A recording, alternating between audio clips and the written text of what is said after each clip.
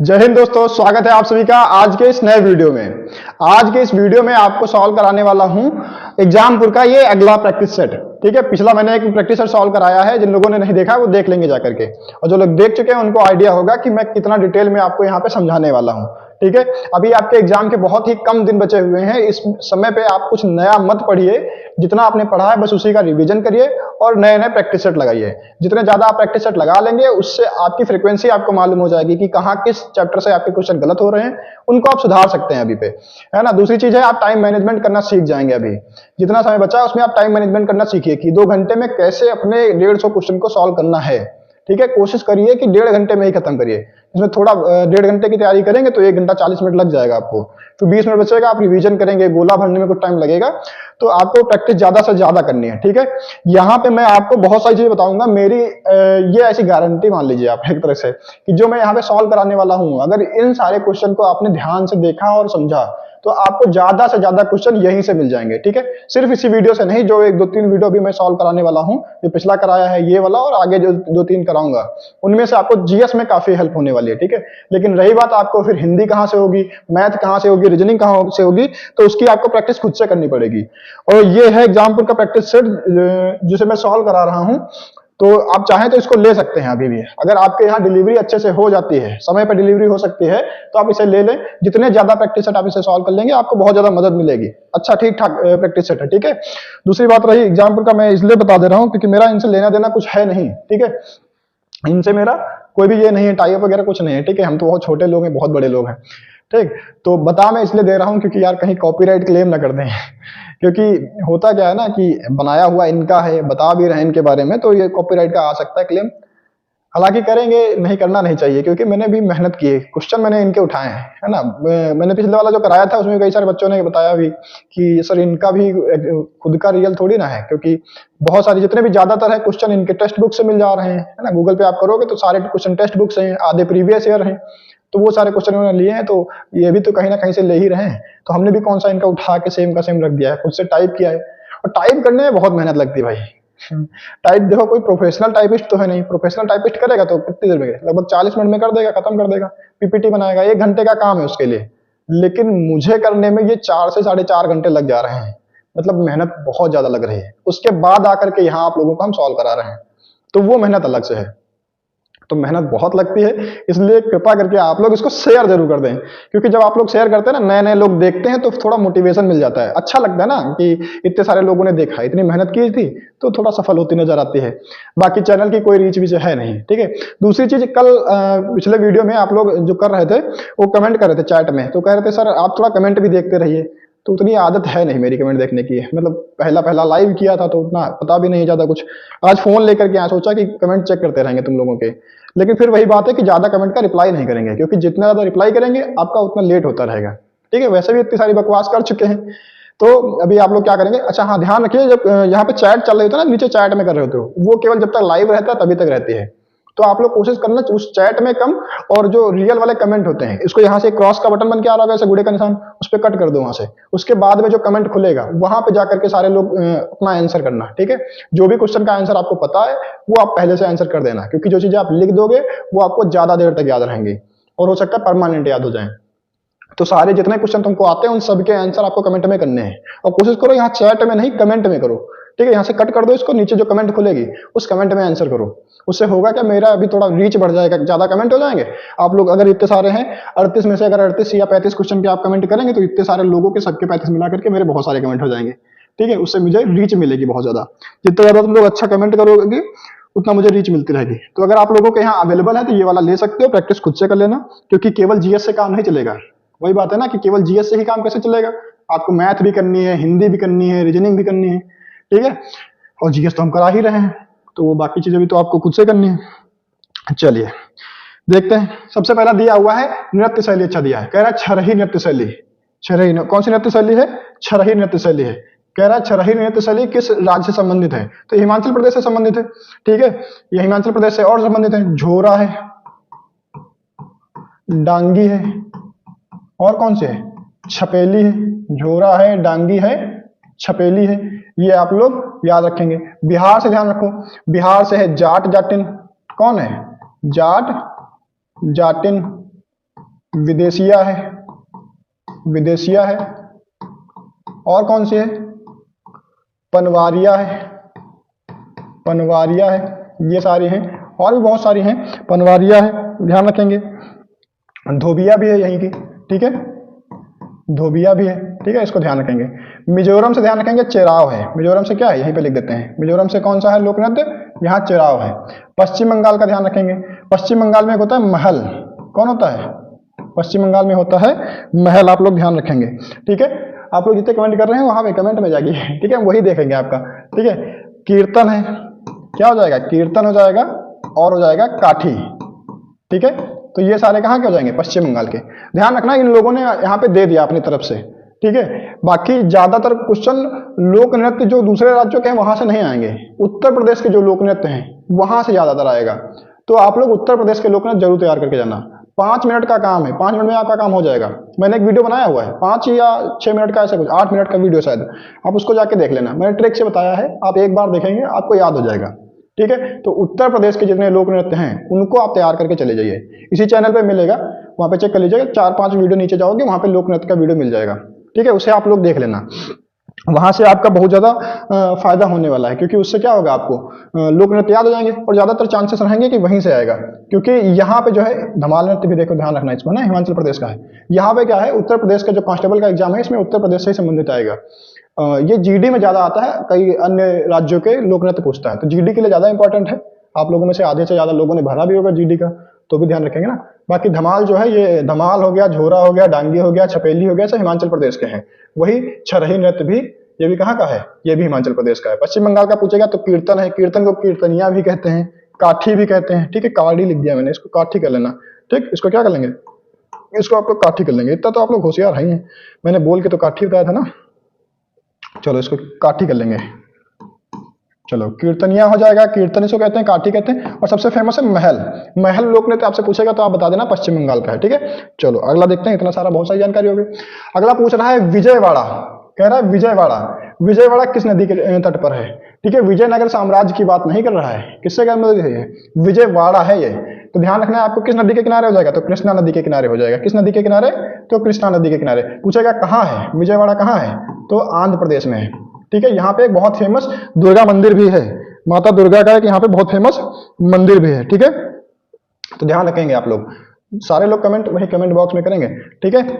तो ध्यान रखो, कनक दुर्गा मंदिर, ठीक है, कौन सा, बहुत फेमस है कनक दुर्गा मंदिर। अगर आपसे पूछा जाता है कहाँ है, तो ये कहाँ हो जाएगा, ये आंध्र प्रदेश में हो जाएगा, विजयवाड़ा में, ठीक है। एक बहुत फेमस मंदिर है मालेश्वर मंदिर, ठीक है। तो मालेश्वर मंदिर भी आप लोग ध्यान रखेंगे, और कनक दुर्गा मंदिर भी आप लोग ध्यान रखेंगे। ये सब कहाँ है, विजयवाड़ा में है। किस नदी के किनारे है, तो कृष्णा नदी के किनारे। ध्यान रखेंगे, दुर्गा माता भैया जी है ना, और ऐसे कृष्ण जी भगवान जी हैं, इनको याद रखेंगे। मालेश्वर ईश्वर है, भगवान है, ये भी तो कृष्णा नदी हो जाएगी, कृष्ण भगवान, ऐसे याद रखेंगे, ठीक।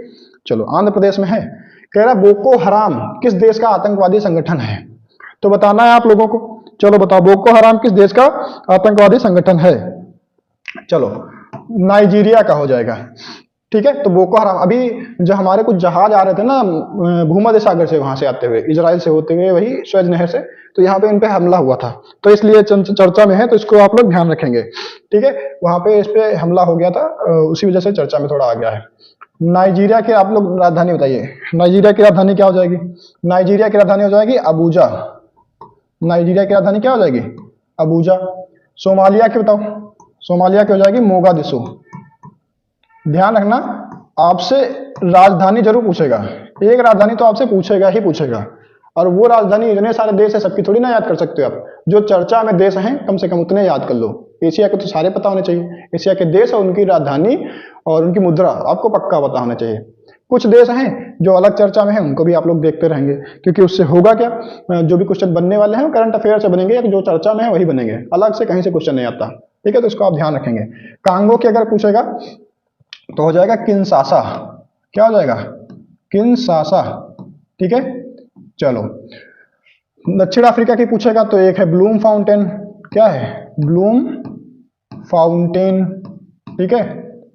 एक है केप टाउन, ये क्या है, केप टाउन है, और एक है प्रिटोरिया, ठीक है। तो यहाँ की 3 राजधानियां हैं, तो आपको तीनों याद रखनी है। प्रिटोरिया, केप टाउन और ब्लूम फाउंटेन। दक्षिण अफ्रीका की है। नाइजीरिया की पूछेगा तो अबूजा हो जाएगी। सोमालिया की पूछेगा तो मोगादिशु हो जाएगी। और कांगो की पूछेगा तो किंशासा हो जाएगी। चलिए अगला देखते हैं। देखो इतना समय हो गया, चौथा क्वेश्चन पे ही आए हम लोग, क्योंकि हम लोग डिस्कस भी कर रहे हैं। शुरुआत में मैंने बकबक की है ज्यादा, मुझे पता है, ठीक है। अब आगे से बकबक नहीं करेंगे, यहीं पे खत्म कर दिया। जितना बताना था शुरुआत में बता दिया। शेयर करना है आप लोगों को, अभी छोड़ के नहीं जाना है। वीडियो खत्म हो जाएगा फिर लास्ट में आप लोग शेयर करना है, ठीक है। चलो, मृच्छकटिकम पुस्तक पूछा गया, बहुत फेमस है, शूद्रक की। कई बार एग्जाम में आया भी है, पिछली बार भी शायद आया था ये यूपी पुलिस कांस्टेबल में, ठीक है। तो मृच्छकटिकम आपको ध्यान रखना, शूद्रक की पुस्तक है। कल्हड़ की याद रखना, राज तरंगड़ी है। कल्हड़ की कौन है? राज तरंगड़ी है, ठीक है। तुमसे पूछा जाएगा बताओ कश्मीर का इतिहास किस पुस्तक में है, तो इसी पुस्तक में है। इसमें क्या है?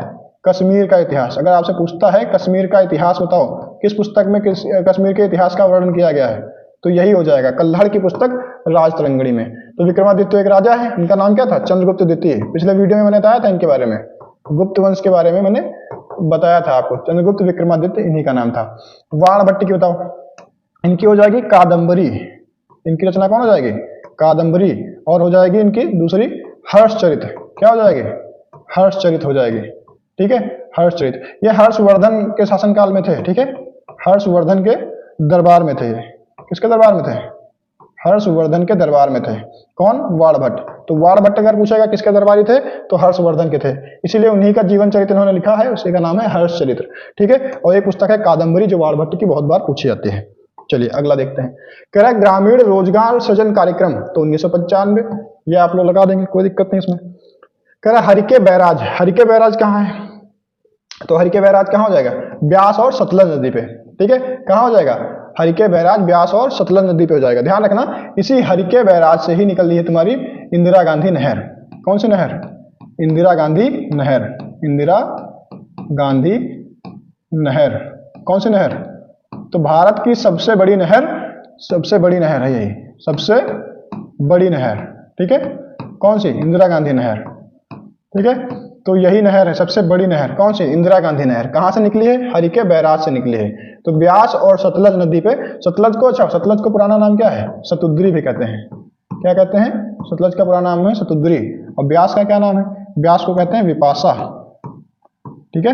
विपाशा बसु होती है। विपाशा बसु एक बहुत पुरानी एक्ट्रेस है ना, बहुत ज्यादा पुरानी नहीं हुई, मतलब तुम्हारे लोगों के हिसाब से तो पुरानी है। तो ध्यान रखना, विपाशा बसु, बसु से व्यास, विपाशा से विपाशा हो ही गई, ठीक है।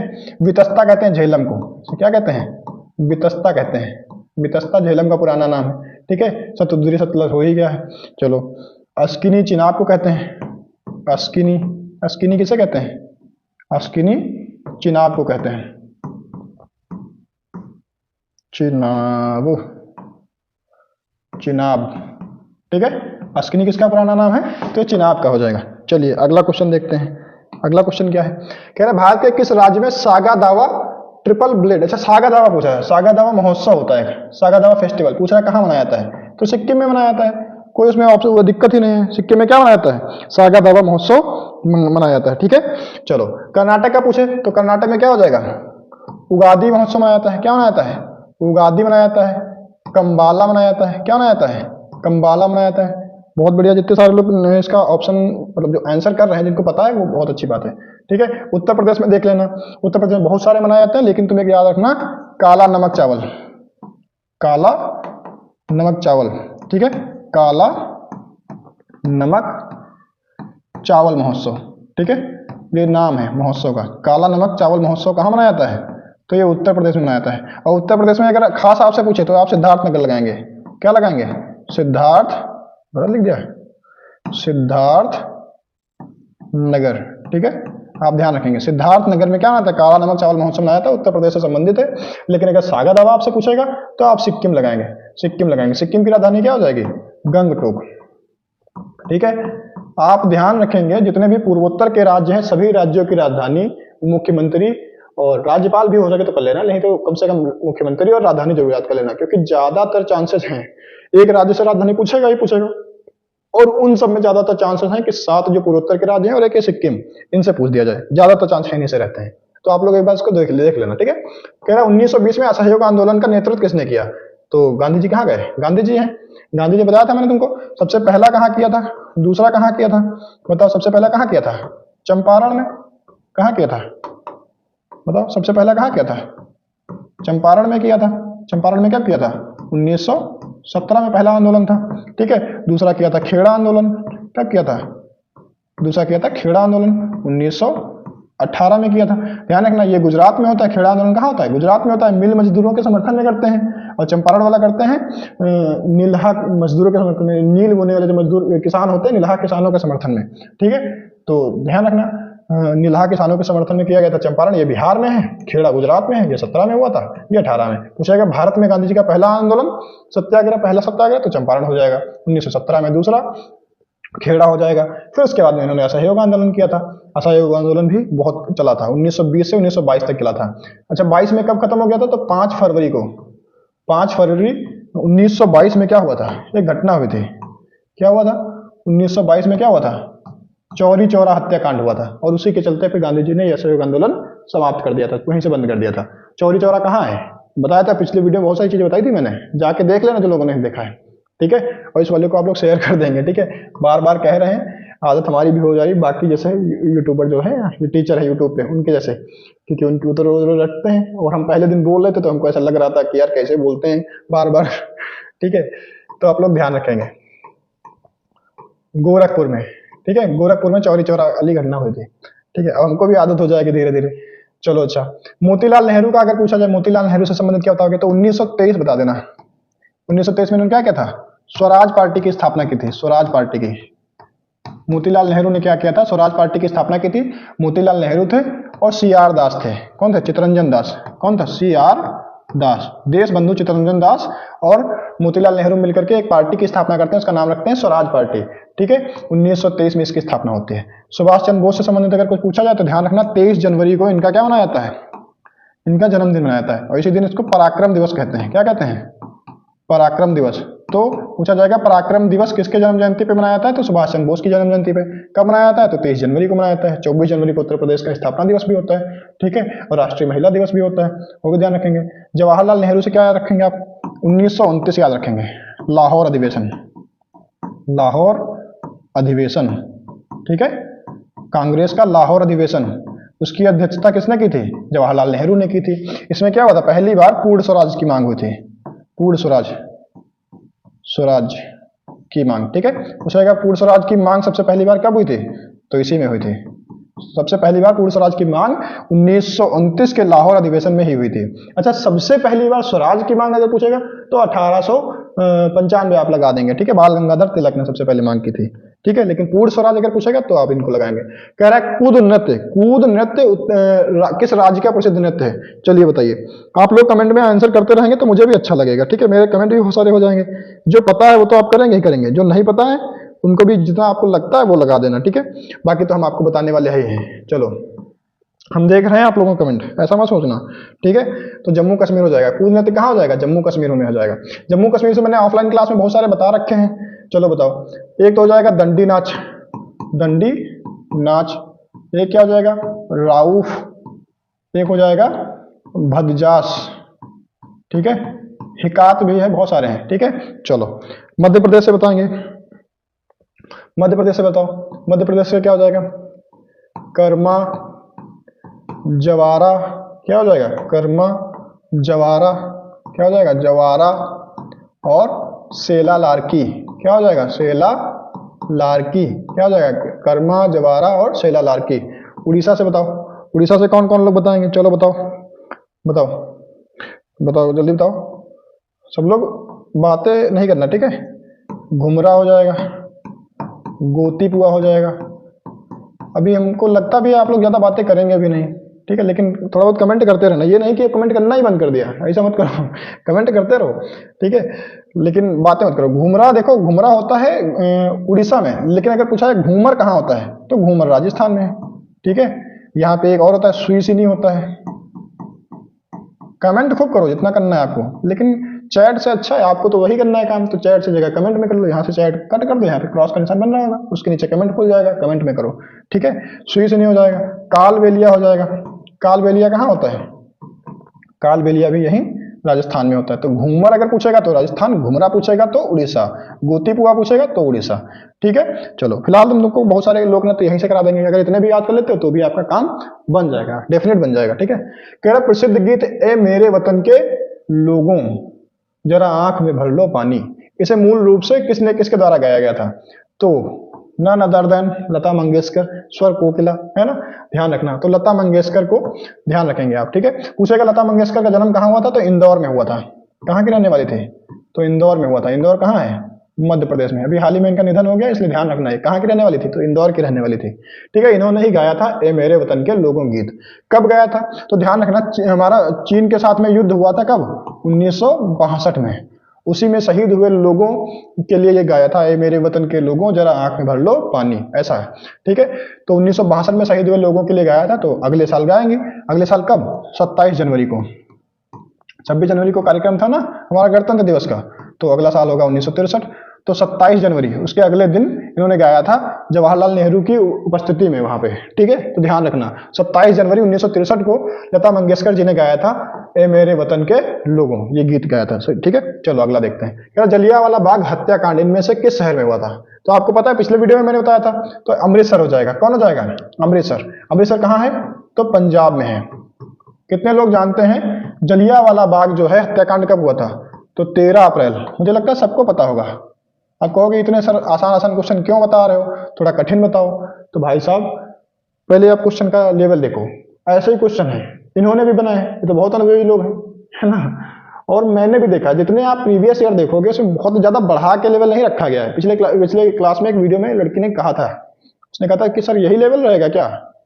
तो हम उससे कह रहे हैं कि उससे और तुम सबसे भी कह रहे हैं कि ये लेवल नहीं, पिछले वाला लेवल से थोड़ा बढ़ के तो आएगा, क्योंकि कंपटीशन ज्यादा है तो लेवल बढ़ के जाएगा, इसीलिए तो इतना सारा डिटेल में बता रहे हैं, यहीं से आएगा। लेकिन ये मत सोचना इतना बढ़ के नहीं आएगा कि इससे बाहर चला जाए, आपको सारे क्वेश्चन यहीं से मिल जाएंगे। ठीक है, तो ज्यादा घबराने की जरूरत है नहीं। अब एग्जाम आपके सर पे आ गया, सोचो अब आप कर भी क्या सकते हो? आपके पास कोई चांस भी तो नहीं है, अब क्या करोगे? आप जितना बता रहे हो उतना करते जाओ, ज्यादातर क्वेश्चन आपको यहां से मिल जाएंगे। हाँ, वो केस अलग है कि जैसे पेट में पूछ दिया गया था, पेट का पेपर आ गया था ना, वो केस हो जाता है। तो मैं क्या, कोई भी ऐसी बात नहीं कहेगा कि मेरे में फंस जाएगा। किसी टीचर को भी नहीं पता होगा कि क्वेश्चन कहाँ से आ रहे हैं। अगर बोर्ड चाह जाएगा, पेपर बनाने वाला चाह जाएगा कि आप उसके किसी क्वेश्चन का आंसर ना कर पाए, तो आप नहीं कर पाएंगे। ठीक है, पेट में आपने देखा ये भी। ठीक है, आप लोगों को पता भी होगा आप लोगों का स्कोर क्या रहा है। ठीक है, तो जितने बड़े बड़े हैं कोचिंग वाले उन सबका स्कोर ऐसे खराब हो गया। तो अगर वैसा क्वेश्चन आएगा फिर तो कोई कुछ नहीं कर सकता। हाँ, लेकिन अगर अपने ही लेवल में रहे, जैसा लेवल उनका है उससे बढ़ा के भी आएगा तो भी आपका काम यहाँ से हो जाना है। ठीक है, पूछेगा जलियांवाला बाग हत्याकांड इनमें से किस शहर में हुआ है? तो ध्यान रखना अमृतसर पंजाब में हुआ था 13 अप्रैल 1919। पूछेगा कौन सा त्योहार था उस दिन? तो बैसाखी था। क्या था उस दिन? बैसाखी था। ठीक है, तो उस दिन बैसाखी का त्योहार था, जलियांवाला बाग हत्याकांड उसी दिन हुआ था। चलो थोड़ा बढ़ा के बताते हैं। जलियांवाला बाग हत्याकांड के लिए जांच करने के लिए कौन सा आयोग बनाया गया था? जांच करने के लिए, जलियांवाला बाग हत्याकांड की जांच करने के लिए कौन सा आयोग बनाया गया था? नाम था Hunter commission. Hunter commission. Question बनेंगे तो यहीं से बनेंगे ना, आउट ऑफ द सिलेबस थोड़ी ना पूछ देंगे। आउट ऑफ द सिलेबस पूछेंगे तो फिर पेट जैसा पेपर बनेगा, फिर आप लोग जानते ही हैं। ठीक है, फिर उसमें कुछ हो भी नहीं सकता।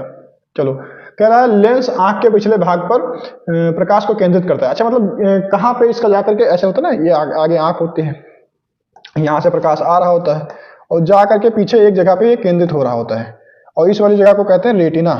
क्या कहते हैं? जहां पे ये बन रहा होता है, ठीक है, चित्र बन रहा होता है, तो रेटिना, रेटिना हो जाएगा आपका। चलो अगला देखो। सर्दी के मौसम में सामान्यतः छोटे छोटे बच्चों में जुकाम खांसी हो जाते हैं, ये किसके द्वारा होता है? तो आपको पता है वायरल फीवर होता है। वायरल होता है सर्दियों में, वायरल फीवर। डॉक्टर के पास जाते कहते हैं ना कि वायरल फीवर हो गया। वायरल मतलब वायरस से होने वाला, विषाणु से होने वाला। ठीक है, कवक के द्वारा आप लोग जानते ही हो, दाद होती है, खाज होती है ना, दाद होती है, खाज होती है। ठीक है, जैसे खुजली कहते हो। हाँ, और क्या हो जाएगा? गंजापन भी इसी की वजह से होता है, गंजापन भी इसी की वजह से होता है। ठीक है, तो आप ध्यान रखेंगे गंजापन। और पील पांव की जो होती है बीमारी, पील पांव, फील पांव भी कहते हैं ना, पील पांव। पील पांव को और क्या कहते हैं बताओ सब लोग कमेंट में। पील पांव को, पील पांव की बीमारी होती है ना, फूल जाता है पैर, उसे क्या कहते हैं और क्या कहते हैं वो भी आप लोग बताएं। चलो अगला देखते हैं। तब तक कह रहे लाफिंग गैस, हंसने वाली गैस। हंसने वाली गैस मतलब इसको सूंघ लोगे तो आपको हंसी नहीं रुकेगी। नाइट्रस ऑक्साइड, कभी कभी क्लास में जब हम कुछ ऐसा बोल देते हैं ना कुछ, अच्छा हमारी आदत रहती है कि क्लास में बहुत सारे बच्चे बैठे तो कुछ ना कुछ हंसी मजाक करते रहते हैं, वीडियो में उतना बन नहीं पाता समझ में नहीं आता क्या बोल रहे हैं, कोई है नहीं कैमरे कैमरे के सामने बोल रहे हैं अकेले में, तो ये रहता है। बाकी क्लास में जब हंसी मजाक करते हैं तो कई बार खूब हंसने लगते हैं, फिर हम कंट्रोल कराना चाहते हैं लेकिन वो हंसते जाते हैं। तो वहां पे हम कई बार यूज करते हैं, कहते हैं कि लगता है नाइट्रस ऑक्साइड सूंघ लिया है क्या, जो कंट्रोल नहीं हो रहा तुमसे। तो नाइट्रस ऑक्साइड क्या है, एक हंसाने वाली गैस है, ठीक है। सीएफसी क्या होता है, सीएफसी क्लोरोफ्लोरो कार्बन, गाड़ियों से निकलने वाले धुएं में होती है, ठीक है।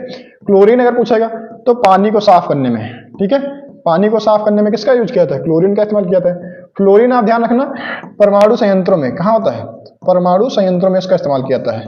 कहाँ इसका यूज होता है, संयंत्रों में इसका इस्तेमाल किया जाता है, ठीक है। और पूछा जाए तो हमारे शरीर में भी होता है। तो जो दांत की इनेमल होती है, दांत की इनेमल मतलब ये आगे वाला ये हिस्सा जो सबसे मजबूत हिस्सा होता है, उसका जो ऊपर की परत होती है उसमें भी ये होता है, ठीक है। हड्डियों में भी होता है, कहाँ होता है, हड्डियों में भी होता है, ठीक है। तो आप ध्यान रखेंगे फ्लोरीन हमारे शरीर में भी होता है। चलो अगला ध्यान रखेंगे, इडुक्की बांध। इडुक्की बांध कहाँ है, केरल में है, और केरल में भी किस नदी पे, तो पेरियार नदी पे। पेरियार नदी कहाँ है, ये केरल में है, ठीक है। केरला लिख लिया, चलो इंग्लिश में केरला ही बोलते हैं। चलो केरल ध्यान रखेंगे, तो केरल कहाँ है मतलब केरल तो दक्षिण में है ना इंडिया के, ऐसे मैप बनेगा इंडिया का, तो ऐसे कहाँ है, ये यहाँ लास्ट में ये वाला केरल है, ठीक है। चलो अब पूछ रहा है केरल में नदी का नाम है पेरियार नदी, पेरियार नदी पे ही है इडुक्की बांध, और इसी नदी पे एक और बांध है, उसका नाम बताओ, उसका नाम है मुल्ला पेरियार, ठीक है। इस बांध का नाम है, ठीक है। तो आपको दो बांध याद रखने हैं पेरियार नदी पे, एक तो इडुक्की बांध और एक तो मुल्ला पेरियार बांध, ठीक है। नाम है उसका, ठीक है, मुल्ला पेरियार नाम ही है उस बांध का, ठीक है। तो आप ध्यान रखेंगे, या मुल्लाई पेरियार भी कहते हैं, मुल्लाई पेरियार, कहीं कहीं पे आपको मुल्लाई पेरियार मिलेगा, कहीं कहीं पे मुल्ला पेरियार मिलेगा, ठीक है। तो आप ध्यान रखेंगे केरल में ही है इडुक्की बांध, और मुल्लाई या मुल्ला पेरियार बांध भी वही केरल में है। चलो अगला देखते हैं, चल लिखा है चाल है, यहाँ पे क्या है, चाल की इकाई क्या है, सेंटीमीटर। अच्छा सेंटीमीटर में कह रहा है, सेंटीमीटर प्रति पर की जगह प्रति है, ठीक है, प्रति कर लो इसको, सेंटीमीटर प्रति सेकंड। तो ध्यान रखना है आपको, सेंटीमीटर CGS, सी का मतलब होता है जो सी है ये CGS है, सी का मतलब है सेंटीमीटर, सी का मतलब क्या है सेंटीमीटर, जी का मतलब है ग्राम, जी का मतलब क्या है ग्राम, और एस का मतलब क्या है सेकंड, तो सेकंड यही है CGS, सी से सेंटीमीटर, जी से ग्राम, एस से सेकंड। तुम्हारा ये पूछा सेंटीमीटर प्रति सेकंड में बताओ, तो सेंटीमीटर प्रति सेकंड CGS हो जाएगा।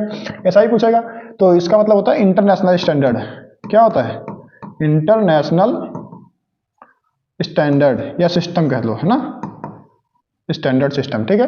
ये मापने की प्रणाली होती है। MKS पूछेगा, अगर क्या पूछेगा MKS, M से हो जाएगा मीटर, K से हो जाएगा किलोग्राम, ठीक है, K से क्या हो जाएगा किलोग्राम, और S से क्या हो जाएगा सेकंड, ठीक है। चलो पूछेगा, चलो ज्यादा मत देखो, इस तुम्हारे काम का इतना है नहीं। कह रहा भारत का IT अधिनियम किस वर्ष पारित अस्तित्व में हुआ, तो ध्यान रखो 2000 में आया था, ठीक है। तो ये 2000 को आया था IT अधिनियम तुम्हारा नवंबर के तहत। लेकिन दूसरी बात में ध्यान रखना इसमें संशोधन हुआ अभी हाल ही में, वो हो सकता है पूछ दे इस बार, है ना। संशोधन पूछेगा कब हुआ इसमें, तो 2023 में इसमें संशोधन हुआ है, 2023 में इसमें संशोधन हुआ है ना। इसे कहते हैं IT को कहते हैं इंफॉर्मेशन टेक्नोलॉजी, क्या कहते हैं इंफॉर्मेशन टेक्नोलॉजी, क्या कहते हैं टेक्नोलॉजी, IT को क्या कहते हैं इंफॉर्मेशन टेक्नोलॉजी। उसका जो एक्ट है, अधिनियम है, कानून है, वो 2000 में आया था, है नवंबर 2000 में। तो पूछेगा इसमें संशोधन कब हुआ, तो 2023 में इसमें संशोधन हुआ है। एक बार चेक कर लेना, देखो सही से चल रहा है। चलो अगला क्या है GST से, देखो GST मैंने कहा था आपसे कि GST जो है वो बहुत इंपॉर्टेंट चैप्टर है आपके लिए, आपके सिलेबस में अलग से लिख रखा है कि GST से क्वेश्चन आएंगे, तो आप GST को पूरा तैयार करके जाइए। पिछले वीडियो में मैंने GST के बारे में बहुत बताया था, इस वाले वीडियो में बता रहे हैं, ठीक है। आप जितना इसको रिवाइज कर सकते हैं, जितना इसमें से चीजें आपको पता है उसको रिवाइज करते रहिए, क्योंकि एक क्वेश्चन यहाँ से डेफिनेट है, आएगा ही आएगा, ठीक है। तो इसको आप ध्यान रखेंगे। अगर पूछता GST विधेयक कब आया था, पूछेगा GST विधेयक बताओ, चलो इसको नीचे लिख देते हैं डिटेल में ना, बहुत डिटेल में नहीं करेंगे, तब पिछली बार कर लिया था उतना नहीं करेंगे, ठीक है। पूछेगा इसका विधेयक बताओ, उससे अलग देखेंगे कुछ, पूछेगा विधेयक बताओ, तो विधेयक आया था 2016 में। पूछेगा अधिनियम बताओ, तो अधिनियम होता है ना जो पारित हो जाता है, तो अधिनियम पारित कब हुआ था 2023 2017 में। अधिनियम पूछेगा तो 101वां है। कौन सा है? अधिनियम पूछेगा तो 101वां और विधेयक पूछेगा तो 122वां। ठीक है, दोनों बात आप लोग ध्यान रखेंगे। पूछेगा किस समिति की सिफारिश पे आया था, तो विजय केलकर। कौन से आया था? विजय केलकर समिति। कौन सी समिति? केलकर समिति। अच्छा, इनके बारे में अगर पूछे तो ध्यान रखना, ये 13वें वित्त आयोग के अध्यक्ष थे।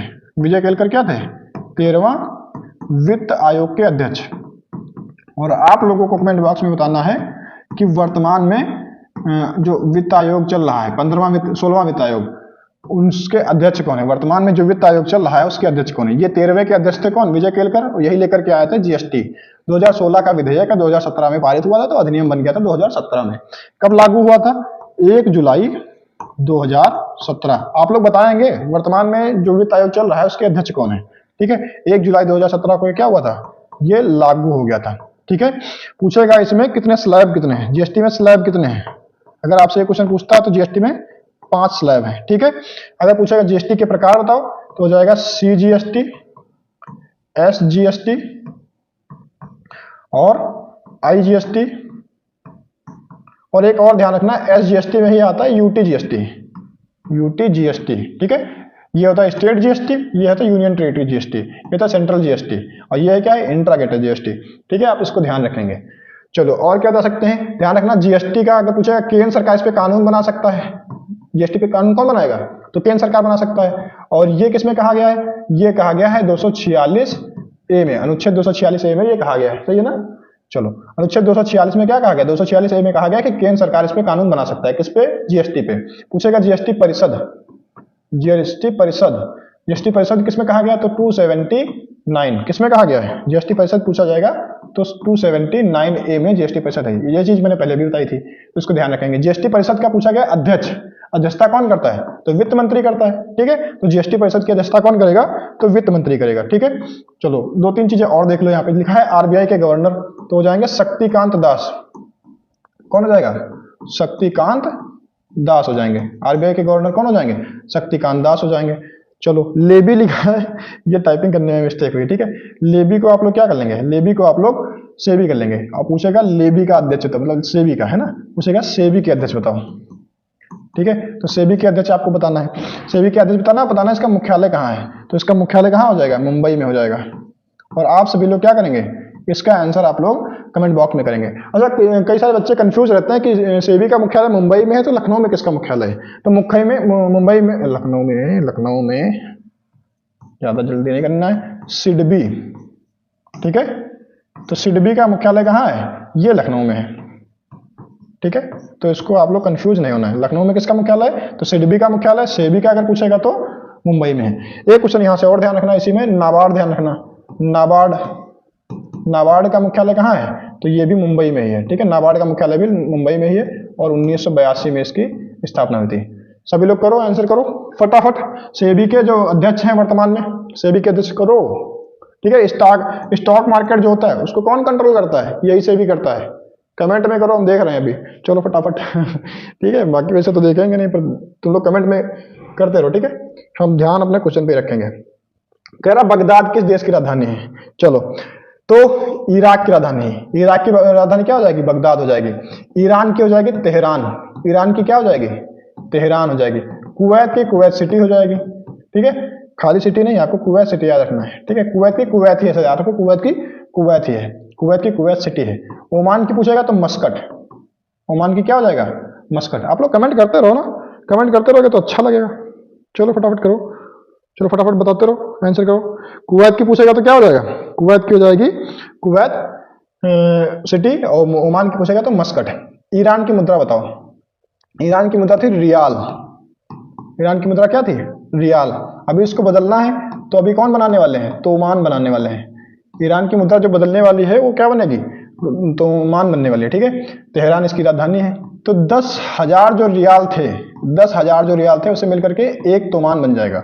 10,000 रियाल से मिलकर क्या बन जाएगा? एक तोमान बन जाएगा। तो ध्यान रखेंगे।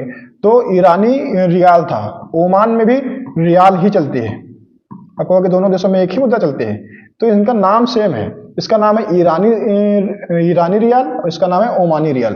ठीक है, चलो अब देखते हैं इराक की मुद्रा। तो इराक की है दीनार। इराक की क्या हो जाएगी? इराकी दीनार हो जाएगी। कुवैत की पूछेगा तो कुवैत की भी दीनार है, लेकिन इसकी क्या हो जाएगी? इसकी कुवैती दीनार है, ठीक है, कुवैतियन दीनार कहते हैं उसे। एक और आप लोग बताएंगे यूएई की। यूएई की हो गई? नहीं हुई। यूएई बताओ। यूएई की हो जाएगी दिरहम। यूएई की क्या हो जाएगी? मुद्रा हो जाएगी दिरहम। और यूएई की राजधानी क्या हो जाएगी? अबू धाबी, ठीक है। यूएई की क्या हो जाएगी? Abu Dhabi. ज्यादातर लोग इसको क्या लगाएंगे? ज्यादातर लोग इसको लगाएंगे वो क्या कहते हैं, दुबई। लेकिन दुबई इसकी राजधानी नहीं है, ठीक है, फेमस शहर है यूएई का। यूएई की राजधानी क्या हो जाएगी? Abu Dhabi. इसकी राजधानी मुद्रा क्या हो जाएगी? दिरहम हो जाएगी। ओमान की राजधानी मस्कट है, ओमान की मुद्रा रियाल है। कुवैत की राजधानी कुवैत सिटी, कुवैत की मुद्रा है दिनार, कुवैतियन दिनार। इराक की राजधानी है बगदाद, यहाँ पे लिखा ही है इराक की राजधानी क्या है? बगदाद। और यहाँ की इराक की मुद्रा हो जाएगी इराकियन दिनार। ईरान की राजधानी तेहरान है, ईरान की पहले मुद्रा थी रियाल, अभी इसको बदलना है, अभी हो जाएगी तोमान, ठीक है। पूछा जाएगा कितने रियाल पे एक तोमान बनेगा? तो 10,000 रियाल पे एक तोमान बनेगा। चलिए अगला देखते हैं। अगला क्या है? प्रसिद्ध गायिका पीनाज मनासी किस गायकी से संबंधित है? तो आपको ये बताना है, और मैंने बहुत बार बताया इसको। पीनाज मनासी, ध्यान रखना, पीनाज मनासी ये कहाँ है? ठुमरी गायिका से संबंधित है। अब पूछा जाएगा ठुमरी गायिका की शुरुआत किस घराने से हुई है? तो ध्यान रखना, एक घराना है लखनऊ घराना, ठीक है। क्या कहते हैं? लखनऊ घराना। तो लखनऊ घराने से इसकी शुरुआत हुई है। लखनऊ घराने में एक हुआ करते थे नवाब वाजिद अली शाह, नवाब वाजिद अली शाह, ठीक है। और ये संगीत के बहुत शौकीन थे, बहुत ज्यादा शौकीन थे। लखनऊ के अंतिम नवाब भी यही हैं, संगीत के अक्खा शौकीन आदमी। और इस्लाम में संगीत पे पूरा मनाही है कि जो संगीत को सुनेगा भी उस पर भी पाप लगता है, मतलब उनके भाषा में पाप लगता है, ठीक है। लेकिन ये आदमी शौकीन आदमी था, और उसको खास करके लड़कियों की ड्रेस पहन के नाचना और गाना ये सब बहुत पसंद था। तो अपने यहाँ पे इसने लखनऊ शैली में ही नवाब वाजिद अली शाह ने ठुमरी गायिका की शुरुआत की थी, ठीक है। तो इसको आप लोग ध्यान रखेंगे। चलो बहुत अच्छे। अगर आपसे पूछता है ठुमरी गायिका की, ठुमरी गायन में सबसे फेमस गायिका कौन है, तो आप लोग लगाएंगे गिरिजा देवी। किसको लगाएंगे? गिरिजा देवी को। किसे लगाएंगे? आप लोग ऑप्शन लगाएंगे गिरिजा देवी। ठुमरी गायन की सबसे फेमस महिला कौन हो जाएंगी? गिरिजा देवी हो जाएंगी। और ये जो ठुमरी गायन है इसकी शुरुआत लखनऊ से हुई है, लेकिन ये बनारस घराने से भी संबंधित है, बनारस घराने से भी संबंधित है, ठीक है। तो आप इसको ध्यान रखेंगे, बनारस घराने से भी संबंधित है और पटियाली घराने से भी संबंधित है, ठीक है। तो आप लोग इसको ध्यान रखेंगे, ठीक है। तो बनारस घराने, पटियाली घराने और लखनऊ घराने से इसका संबंध है। लखनऊ घराने से इसकी उत्पत्ति हुई है और नवाब वाजिद अली शाह के शासनकाल में, या समझ लो उसी के समय पे इसकी उत्पत्ति होती है। कह रहा मानवाधिकारों के सार्वभौमिक घोषणा, ये भी आपके लिए इंपॉर्टेंट, जैसे जीएसटी अलग से दे रखा है ना, वैसे मानवाधिकार भी आपके सिलेबस में अलग से दे रखा है। तो एक क्वेश्चन तो यहां से भी बनेगा, ठीक है। तो आप इसको ध्यान रखेंगे। मैंने पिछले वीडियो में बताया था 10 दिसंबर, क्या बताया था? 10 दिसंबर 1948। पिछली बार कुछ और पूछा था, इस बार पूछ दिया गया मानवाधिकारों की सार्वभौमिक घोषणा कब हुई थी? 10 दिसंबर 1948। इसे ही मैग्ना कार्टा कहते हैं। क्या कहते हैं? मानवाधिकारों का मैग्ना कार्टा कहते हैं। मानवाधिकारों का मैग्ना कार्टा किसे कहते हैं? मानवाधिकारों की सार्वभौमिक घोषणा को ही कहते हैं। पूछेगा इसकी घोषणा हुई कहां थी? तो यूनाइटेड नेशन की जनरल असेंबली में हुई थी, यूएनजीए में हुई थी। यूनाइटेड नेशन की जनरल असेंबली में इसकी घोषणा हुई थी। कब? 10 दिसंबर 1948 में हुई थी। इस बात को आप लोग ध्यान रखेंगे। इस पूछेगा घोषणा में जो अधिनियम बना था, इस घोषणा में जो अधिनियम बना था, इस अधिनियम में कितने अनुच्छेद थे? तो 30 अनुच्छेद थे, ठीक है। और जो पहला अनुच्छेद था उसमें कहा गया था कि all mens are equal and bond free. ऐसा बताया गया था कि सभी पुरुष समान है, ऐसे कुछ बताया गया था, जन्म के तौर पे समान है। लेकिन हमारे भारत की एक महिला थी, उन्होंने इस पे विरोध कर दिया कि खाली पुरुष ही क्यों समान है, महिलाएं भी तो समान है। तो फिर इसमें उन्होंने संशोधन करवाया, उसमें लिखवाया all humans are equal and bond free. कहा कि सारे जो मानव हैं वो सब समान है, ठीक है। तो उनको उनका नाम बताना है। वो जो महिला है आपकी, वो संविधान सभा की भी मेंबर रही है। संविधान सभा में 15 महिलाएं थी टोटल, उनमें से एक वो खुद है। और आसान क्वेश्चन है, आप लोग इसको कमेंट बॉक्स में बताएंगे, ठीक है। तब तक हम मानवाधिकारों पर चर्चा कर लेते हैं। भारत में 2 हैं मानवाधिकारों से संबंधित आयोग, एक है राष्ट्रीय मानवाधिकार आयोग, ठीक है, एक है राष्ट्रीय मानवाधिकार आयोग, मानवाधिकार आयोग, ठीक है। और पूछेगा इसकी स्थापना कब हुई? तो मैंने पिछले वीडियो में बताया था इसकी स्थापना हुई थी 12 अक्टूबर 1993 में। और इसके अध्यक्ष हैं अरुण कुमार मिश्र। वर्तमान में इसके अध्यक्ष कौन है? वर्तमान में इसके अध्यक्ष हैं अरुण कुमार मिश्र, ठीक है। मैंने कहा था मेरा नाम याद रखना, ठीक है। चलो, एक है राज्य मानवाधिकार आयोग, उसको भी ध्यान रखना है। एक क्या है?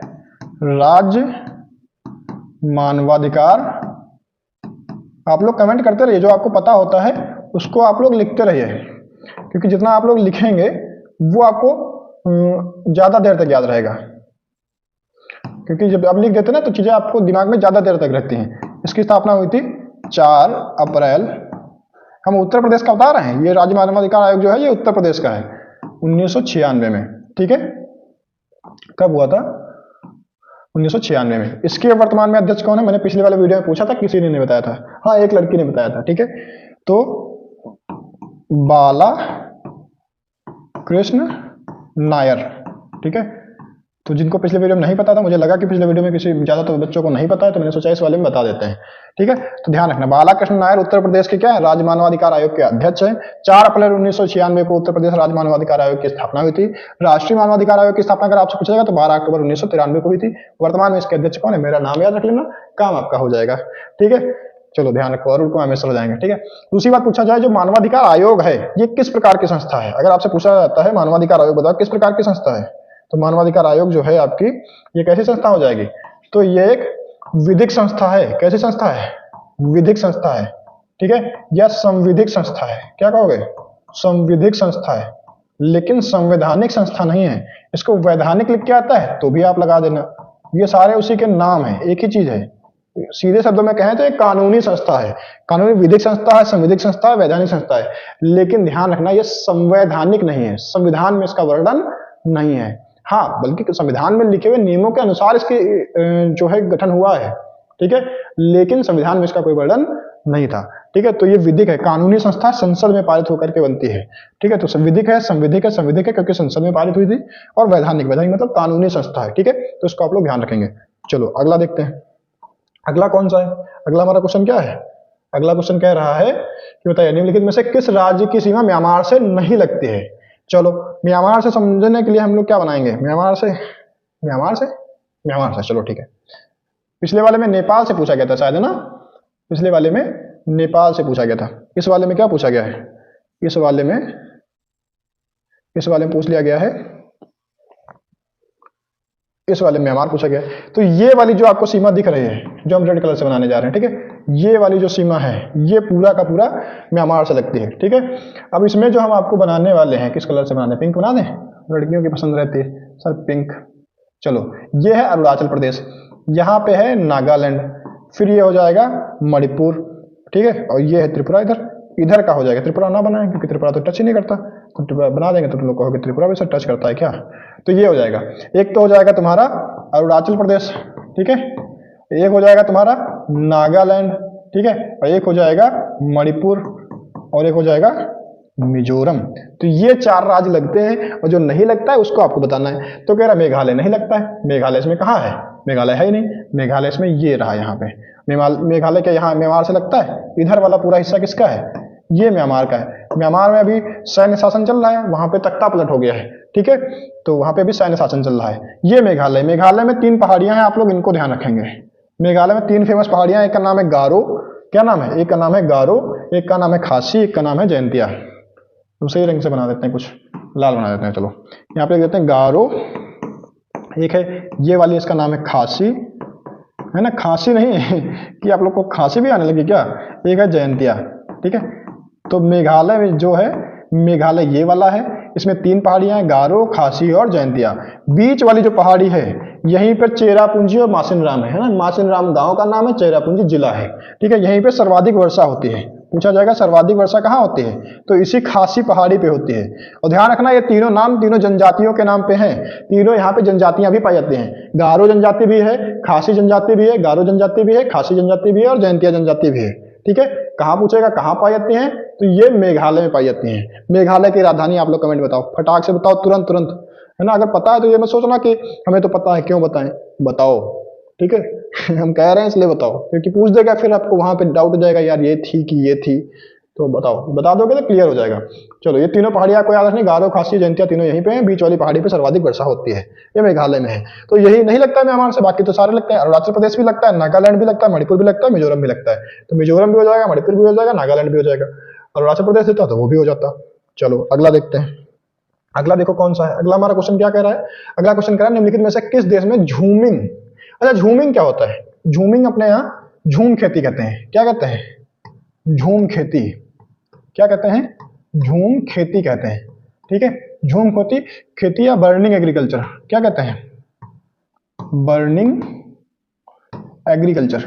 ठीक है, बर्निंग एग्रीकल्चर कहते हैं। बर्निंग एग्रीकल्चर में क्या होता है, कहीं पे जंगल वगैरह होते हैं तो जंगल वगैरह में आग लगा दी जाती है और धीरे धीरे जंगल जल जाते हैं। ठीक है, और फिर वहाँ पे समतल मैदान जैसा हो जाता है, फिर वहाँ पे खेती वगैरह की जाती है। तो आप लोग उसको ध्यान रखेंगे।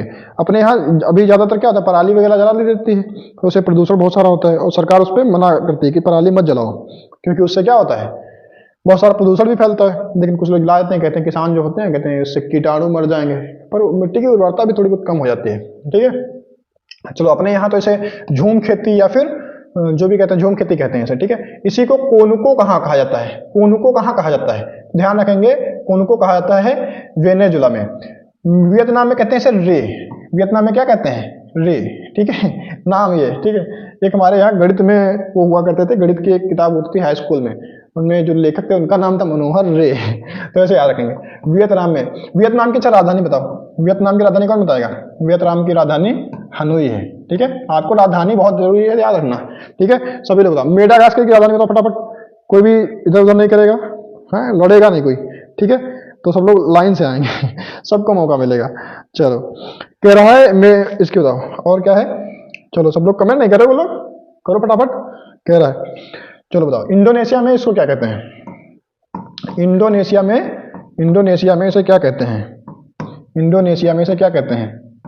इंडोनेशिया में इसे लदांग कहते हैं। क्या कहते हैं? ठीक है, इंडोनेशिया में लदांग कहते हैं। चलो ठीक है, ब्राजील में बताओ। अरे यार तुम लोग क्या क्या कमेंट करने लगते हो। रोका कहते हैं कहाँ पे? ब्राजील में। काम से काम क्यों नहीं रखते? पढ़ाई पे ध्यान दो, पेपर आने वाला है। चलो, ब्राजील में क्या कहते हैं? रोका कहते हैं। इंडोनेशिया में लदांग कहते हैं। ठीक है, वियतनाम में पूछा जाएगा तो इसी खेती को रे कहते हैं। और अगर पूछा जाएगा कि वेनेजुला में क्या कहते हैं तो वेनेजुला में कहते हैं कोनुको। वेनेजुला की राजधानी बता दो। कराकस। वेनेजुला की राजधानी क्या हो जाएगी? कराकस। मेडागास्कर कहाँ है? मेडागास्कर इस पे बोला कर देंगे, तुम लोग कहोगे यही आंसर था क्या? आंसर है तुम्हारा वेनेजुला। वेनेजुला में झूमिंग खेती को कोनुको कहते हैं। ठीक है, कराकस इसकी राजधानी है। ठीक है, ये इसकी राजधानी है। चलो अगला देखते हैं। अगला क्या है? कह रहा है एक्स आयु। बड़ी कहा गया नहीं, कह रहा है एक्स आयु 10 एक कारखाने में कार्य, मतलब एक्स किसी आदमी का नाम है। कह रहा है एक्स जो है उसकी आयु 10 साल है। 10 साल का कोई एक व्यक्ति है, वो एक कारखाने में कार्यरत है। कह रहा है जो आदमी है उसके निम्नलिखित में से किस अधिकार का उल्लंघन हो रहा है? कौन सा अधिकार उसे छीना जा रहा है? तो देखो, कारखाने में काम कर रहा है तो कारखाने में काम करने की मनाही किसमें दी गई है? आप लोग बताओ। तो इसका शोषण हो रहा है। क्या हो रहा है? शोषण हो रहा है, और शोषण के विरुद्ध अधिकार है। चलो, समानता की बात करें तो समानता का अधिकार हमारे में कहां दिए गए? अनुच्छेद 14 से लेकर के, अनुच्छेद कितने से?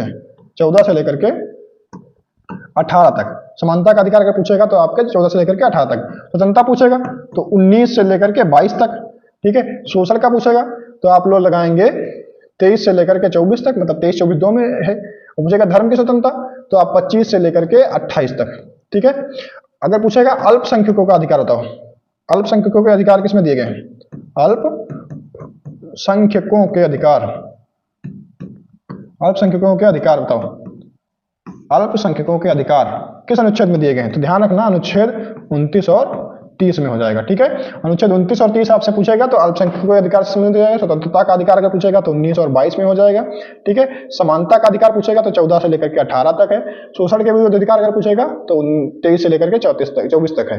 धर्म की स्वतंत्रता का अधिकार पूछेगा तो 25 से 28 तक में धर्म की स्वतंत्रता का अधिकार दिया गया है। देखो, ये एक ऐसा टॉपिक है जो कॉन्स्टिट्यूशन से संबंधित है। भाग 3 में है। जितने भी अधिकार हैं हमारे किसमें दिए गए हैं? जो भाग हैं 3, भाग 3 में हमारे ये दिए गए हैं मौलिक अधिकार। और ये एक ऐसा चैप्टर भाग 3 है जिससे ज्यादा से ज्यादा क्वेश्चन बन सकते हैं आपके। ठीक है, भाग 3 और भाग 5 आपके लिए बहुत इंपॉर्टेंट। 4 भी देख लेना। ठीक है, तो ये आपके लिए इंपॉर्टेंट ज्यादा है। ठीक है, अगला देखो, भारतीय संविधान में मौलिक कर्तव्य। क्या मौलिक कर्तव्य? भाग 4A से संबंधित है। मौलिक कर्तव्य किससे संबंधित है? भाग 4A। भाग 4A से संबंधित है। किसमें? भाग 4A में। अनुच्छेद अगर पूछेगा बताओ, मौलिक कर्तव्य में अनुच्छेद किसमें है? अनुच्छेद 51A में है। तो अगर अनुच्छेद पूछेगा तो अनुच्छेद 51A है। भाग पूछेगा तो भाग 4A है। पूछ किसको रहा है? मौलिक कर्तव्य को। कर्तव्य हमने कहां से लिए हैं? कर्तव्य हमने कहां से लिए हैं? ध्यान रखना, कर्तव्य हमने रूस से लिए हैं। कहां से लिए हैं? मौलिक कर्तव्य हमने रूस से लिए हैं। और मौलिक अधिकार पिछले वाले में बताया था ना, ये वाला कहाँ गया, मौलिक अधिकार, अधिकार हमने कहाँ से लिए हैं, ये हमने अमेरिका से लिए हैं। ये हमने कहाँ से लिए हैं, ये अमेरिका से लिए हैं। चलो, रूस से लिए हमने मौलिक कर्तव्य। कह रहा कौन से संविधान संशोधन के द्वारा इसमें, अच्छा इसको जोड़ा गया है। चलो, पहले से था नहीं हमारे संविधान में, हमारे संविधान में पहले से मौलिक कर्तव्य जैसी कोई बात नहीं थी, बाद में जोड़ा गया इसको, तो बताना है। चलो अभी देख लेते हैं। 1967 में हुआ था ये 21वां, 1967 में इसमें जोड़ी गई थी हमारे भाग 8 में, नहीं अनुसूची 8 में सिंधी भाषा जोड़ी गई थी। कौन सी जोड़ी गई थी, 8वीं अनुसूची में, 8वीं अनुसूची में, ठीक है। तो 8वीं अनुसूची में हमारी कौन सी भाषा जोड़ी गई थी, सिंधी भाषा जोड़ी गई थी 1967 में 21वें संविधान संशोधन के तहत, ठीक है। 42वें संविधान संशोधन के द्वारा हमारा ये वाला भाग 4 ये जोड़ा गया, इसी के तहत हमारे मौलिक कर्तव्य जोड़े गए हैं। 44वां संविधान संशोधन अगर आपसे पूछता है तो ध्यान रखना, इसमें क्या हुआ था, इसमें तुम्हारा संपत्ति का अधिकार जो था, संपत्ति का अधिकार कैसा का अधिकार है, ये अब कानूनी अधिकार है, ठीक है। संपत्ति का अधिकार कैसा है, तो ये अब कानूनी अधिकार है। पहले ये मूल अधिकार हुआ करता था, तो मूल अधिकारों से इसे हटा करके अब इसे कानूनी अधिकार बना दिया गया है। किस संविधान संशोधन के तहत, तो 44वां संविधान संशोधन। ये कब हुआ था, 1978 में, मोरारजी देसाई की सरकार थी और उन्होंने ही ये काम किया था। 42वां संविधान संशोधन का पूछेगा तो नन अदर देन जिज्जी कौन, इंदिरा गांधी, उन्होंने किया था 1976 में, ठीक है। इसमें बहुत सारी चीजें जोड़ी गई थी, इसीलिए इसको लघु संविधान भी कहते हैं, ठीक है। तो 42वां संविधान संशोधन अपने आप में लगभग 60 से ज्यादा प्रावधान जिज्जी ने ऐसे निपटा दिए, ठीक है, इसी में परिवर्तन कर दिए, 1976 में हुआ था, ठीक है। तो जिज्जी का शासनकाल बहुत ही अलग था, ठीक है। तो आप इसमें ध्यान रखेंगे, पहली बार अगर पूछेगा प्रस्तावना में संशोधन, प्रस्तावना में संशोधन इसी संविधान संशोधन के तहत हुआ था। 42वें संविधान संशोधन के तहत ही प्रस्तावना में संशोधन हुआ था। क्या हुआ था इस दिन, ये प्रस्तावना में क्या क्या जोड़ा गया था, अखंडता कहां से आने लगी, समानता, ठीक है, और पंथ निरपेक्षता। क्या जोड़ा गया था, समानता नहीं, सॉरी यहाँ समाजवाद था, समानता की जगह क्या हो जाएगा, समाजवाद हो जाएगा, ठीक है। समानता नहीं था, यहाँ पे क्या था, समाजवाद, समाजवाद, ठीक है। अखंडता, समाजवाद और पंथ निरपेक्ष। तो पंथ निरपेक्षता कहां से जोड़ी गई थी, हमारे संविधान में 3 शब्द जोड़े गए थे, कौन कौन से, अखंडता, समाजवाद और पंथ निरपेक्षता। किससे प्रस्तावना में जोड़े गए थे, एक बार मात्र संशोधन हुआ है, हमारी प्रस्तावना में मात्र एक बार संशोधन हुआ है, कब, 1976 में 42वें संविधान संशोधन के तहत, ठीक है। 52वां देख लो, 52वां कब हुआ था, 1985 में। इसमें क्या जोड़ा गया था, दल बदल, क्या जोड़ा गया था, दल बदल, और इसे निषेध कर दिया गया, मतलब दल बदल नहीं करना है, ठीक है। दल बदल निषेध कर दिया जाएगा, किसमें जोड़ा गया था, 1985 में 52वां संविधान संशोधन के तहत। ये हमारे 10वीं अनुसूची में इसमें संशोधन हुआ था। क्या हुआ था, 10वीं अनुसूची में, 10वीं अनुसूची में, ठीक है। तो इसको आप लोग ध्यान रखेंगे, 10वीं अनुसूची में क्या हुआ था, संशोधन हुआ था 1985 में 52वां संविधान संशोधन के तहत। हमारा आंसर क्या हो जाएगा, भारतीय संविधान में मौलिक कर्तव्य जोड़े गए, तो ये हो जाएगा 42वां वाला, ठीक है। इसको भी मैंने देखो कितना बार बना दिया, तुमको लगेगा ये भी सही है क्या, तो इसको ऐसे याद रखो, ठीक है। इसके लिए एक लाइन बना देते हैं, ठीक। तो ये इससे संबंधित है, तो पूछा जाएगा अगर आपसे तो आप लोग बता देंगे। इसमें बहुत सारी चीजें मैंने आपको बता दी है कि मैं, ये मेरी आदत है, बहुत सारी चीजें आपको बताते रहते हैं। वीडियो थोड़ा बड़ा जरूर होगा, पर मेरी गारंटी है आज थोड़ा मैं धीरे बोल रहा हूँ, क्योंकि पिछले वीडियो में मुझे लग रहा था कि कुछ ज्यादा तेज हो रहा है क्या, तो आज मैं थोड़ा धीरे बोल रहा हूँ, जिससे तुमको चीजें यही याद भी हो जाए, बार में दोबारा ना देखना पड़े आपको, है ना। तो यहीं पे निपटा लो आप। दूसरी चीज, आप लोग नोट मत करना है इसको, कुछ अगर आपको लगता है कोई जानकारी नोट करने वाली तो नोट कर लेना, बाकी आप खाली सुनो। अब आपका पेपर आने वाला, क्या लिखोगे आप, तो क्या याद करोगे, प्रैक्टिस करो खाली बस। कह रहा महात्मा गांधी की अस्थियां कहाँ विसर्जित की गई थी। महात्मा गांधी आपके लिए बहुत इंपॉर्टेंट है, उत्तर प्रदेश में महात्मा गांधी की लंगोटी भी पूछी जाती है, ठीक है। अगर पूछा महात्मा गांधी ने सबसे पहले लंगोटी कब पहने, तो 1921 याद रखेंगे, पेट में पूछा गया था। तो महात्मा गांधी बहुत इंपॉर्टेंट है, इनको ध्यान रखना। इनकी अस्थियां प्रयागराज में विसर्जित की गई थी, ठीक है। पोरबंदर में इनका जन्म हुआ था, पोरबंदर में क्या हुआ था, इनका जन्म हुआ था, ठीक है, 2 अक्टूबर 1969 को लोग ध्यान रखेंगे। चलो, कह रहा बहू बेगम, बहू बेगम कौन है, तो एक होते हैं उत्तर प्रदेश में नवाब, उत्तर प्रदेश में नवाब कहाँ होते हैं, लखनऊ में, ठीक है। तो आप लोग लखनऊ लगा देंगे, ऑप्शन गलत हो जाएगा आप लोगों का, लखनऊ नहीं लगाना। सुनो पहले मेरी कहानी सुनो। तो एक लखनऊ में नवाब होते हैं, उनका नाम होता है आसफ उद्दौला, नहीं आसफ उद्दौला नहीं होता, नाम होता है शुजाउद्दौला। क्या नाम होता है, नाम होता है शुजाउद्दौला, ठीक है। ये वही आदमी है जो बक्सर के युद्ध में लड़ा था, शुजाउद्दौला। इनकी जो पत्नी होती हैं उन्हें ही कहा गया है बहू बेगम, ठीक है। और इन्हीं का मकबरा बना है फैजाबाद में। ध्यान रखना, फैजाबाद को अब अयोध्या कहते हैं। इसे क्या कहते हैं? इसका नाम बदल दिया गया है, इसे हम लोग क्या कहते हैं? अयोध्या कहते हैं। और यहीं पे भी राम मंदिर का निर्माण हुआ है ना, भव्य दिव्य राम मंदिर का निर्माण अयोध्या में, तो फैजाबाद कहते हैं। तो बहू बेगम का मकबरा भी यही बना है। ध्यान रखना, इसे पूर्व का ताजमहल कहते हैं, पूर्व का ताजमहल भी कहते हैं। ठीक है, अच्छा बना है, ठीक है, बढ़िया। तो ध्यान रखना, इसीलिए तो इसको कहते हैं पूरब का ताजमहल। पूर्व में मतलब पूरब मतलब भारत देश के पूरब में, तो पूरब में आएगा। दिल्ली से अगर देखा जाए या आगरा से देखा जाए, आगरा में ताजमहल है ना, तो आगरा के कंपेरिजन में देखोगे तो अवध जो है पूरब में पड़ेगा। तो पूर्व का अगर ताजमहल कहा जाए तो कौन हो जाएगा? यही हो जाएगा, ये बहू बेगम का मकबरा। आप लोग इसको ध्यान रखेंगे। तो ये लखनऊ में नहीं है, लखनऊ की नवाब थी, बहू थी वहां की, ठीक है, लेकिन उनका मकबरा कहाँ बना है? अयोध्या में बना है। ठीक है, आप उसको ध्यान रखेंगे। अगर पूछेगा आगरा की स्थापना किसने की थी, तो क्या नाम था, सिकंदर लोदी। ठीक है, तो आगरा की स्थापना उसको ध्यान रखेंगे। लेकिन ध्यान रखेंगे आगरा का लाल किला अगर पूछेंगे, दिल्ली वाला नहीं, आगरा का लाल किला किसने बनवाया था, तो ये हो जाएगा अकबर। कौन हो जाएगा?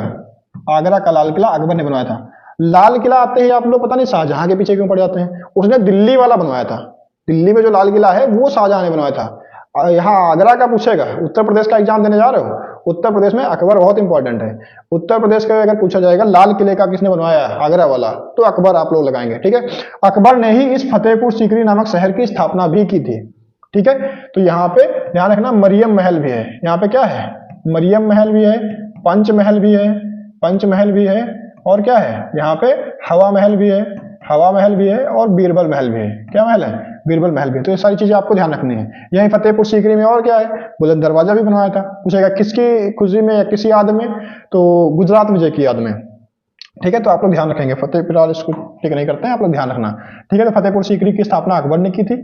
अकबर ने लाल किला फतेहपुर सीकरी में नहीं बनवाया था, आगरा में बनवाया था। कहाँ बनवाया था? आगरा में बनवाया था। कहाँ बनवाया था? आगरा में। तो लाल किला अकबर ने आगरा में बनाया था। फतेहपुर सीकरी भाई आगरा के पास में है। तो मरियम महल, पंचमहल, हवा महल, ये सारी चीजें अकबर ने वही बनवाई थी। ठीक है, बहू बेगम का अगर मकबरा पूछा होता है तो आप लगाएंगे सुजाउद्दौला की पत्नी थी, पूरब का ताजमहल कहते हैं। और ये लखनऊ में बिल्कुल नहीं है, लखनऊ के नवाब थे। और इनका मकबरा कहाँ है? ताजमहल, जिसे पूरब का ताजमहल कहते हैं, ये हो जाएगा फैजाबाद। ठीक है, चलो एक और आदमी हुए लखनऊ से, ध्यान रखना। लखनऊ से अगर आपको बताएं तो इमाम बाड़ा हो जाएगा। क्या हो जाएगा? लखनऊ में इमाम बाड़ा हो जाएगा। ठीक है, और इसे बनवाया था आसफ उद्दौला ने। किसे बनाया था? आसफ उद्दौला। पूछा जाएगा आसफ उद्दौला का मकबरा बताओ कहाँ है, तो वहीं लखनऊ में ही है। इमाम बाड़ा इसी आदमी ने बनवाया था। रूमी गेट भी यहीं पे है। ठीक है, रूमी गेट अगर आपसे पूछा था, ये आप लोगों को पता ही होगा। ठीक है, रूमी गेट अगर आपसे पूछा था, रूमी गेट भी बता देना आप लोग। भूल भुलैया आपसे पूछा जाता है, क्या पूछा जाता है? भूल भुलैया अगर यही पूछा जाता है तो सब कहाँ है? सब आसफ उद्दौला भाई साहब ने बनवाया था। ये सब लखनऊ में है। कहाँ है? ये सब के सब लखनऊ में है। ठीक है, तो एक क्वेश्चन से इतनी जानकारी बहुत है। आई थिंक बता मैं और भी सकता हूँ, ऑफलाइन वाले जानते हैं कि जब बताने लगता हूँ क्लास खत्म हो जाती है एक क्वेश्चन में। ठीक है, पर यहाँ थोड़ी बंदिशें हैं, है ना, कि खत्म करना जल्दी भी। तो कह रहा भारत में किस बड़े आतंकवादी घटना के बाद राष्ट्रीय अच्छा एनआईए का गठन पूछ रहा है। ठीक है, राष्ट्रीय जांच एजेंसी पूछेगा। तो मुंबई में हमला हुआ था 2008 में। 2008 में मुंबई का आतंकवादी हमला हुआ था, उसमें वो पकड़ा गया था। क्या कहते हैं, वो पाकिस्तान का एक था, जिंदा पकड़ लिया गया था। उसका नाम भूल रहे हैं, नालायक पता नहीं कौन था। पुलवामा तो अभी मोदी जी ने करवाया, ये पुलवामा मोदी जी ने करवाया नहीं, सॉरी, मोदी जी के शासनकाल में हुआ। ठीक है, मोदी जी के शासनकाल में हुआ पुलवामा वाला भी 2019 में। इसके बाद में हमने बालाकोट एयर स्ट्राइक की है, बालाकोट। ठीक है, बालाकोट, ठीक है, पठानकोट, बालाकोट, और उसके बाद में उरी, ये सब हमने कराया है। ठीक है, खुल के हम लोग कहते हैं कि हमने किया है, लेकिन ये नालायक खच्चर मानते नहीं कि पाकिस्तान ने कराया है। पर आप लोग ध्यान रखेंगे 2008 में हुआ था, उसी के बाद में हमने एनआईए का गठन किया था। उसका नाम बताओ आप लोग, क्या था जो आतंकवादी जिंदा पकड़ा गया था? चलो अगला देखो, कह रहा प्राचीन काल में अवध को किस नाम से जाना जाता था?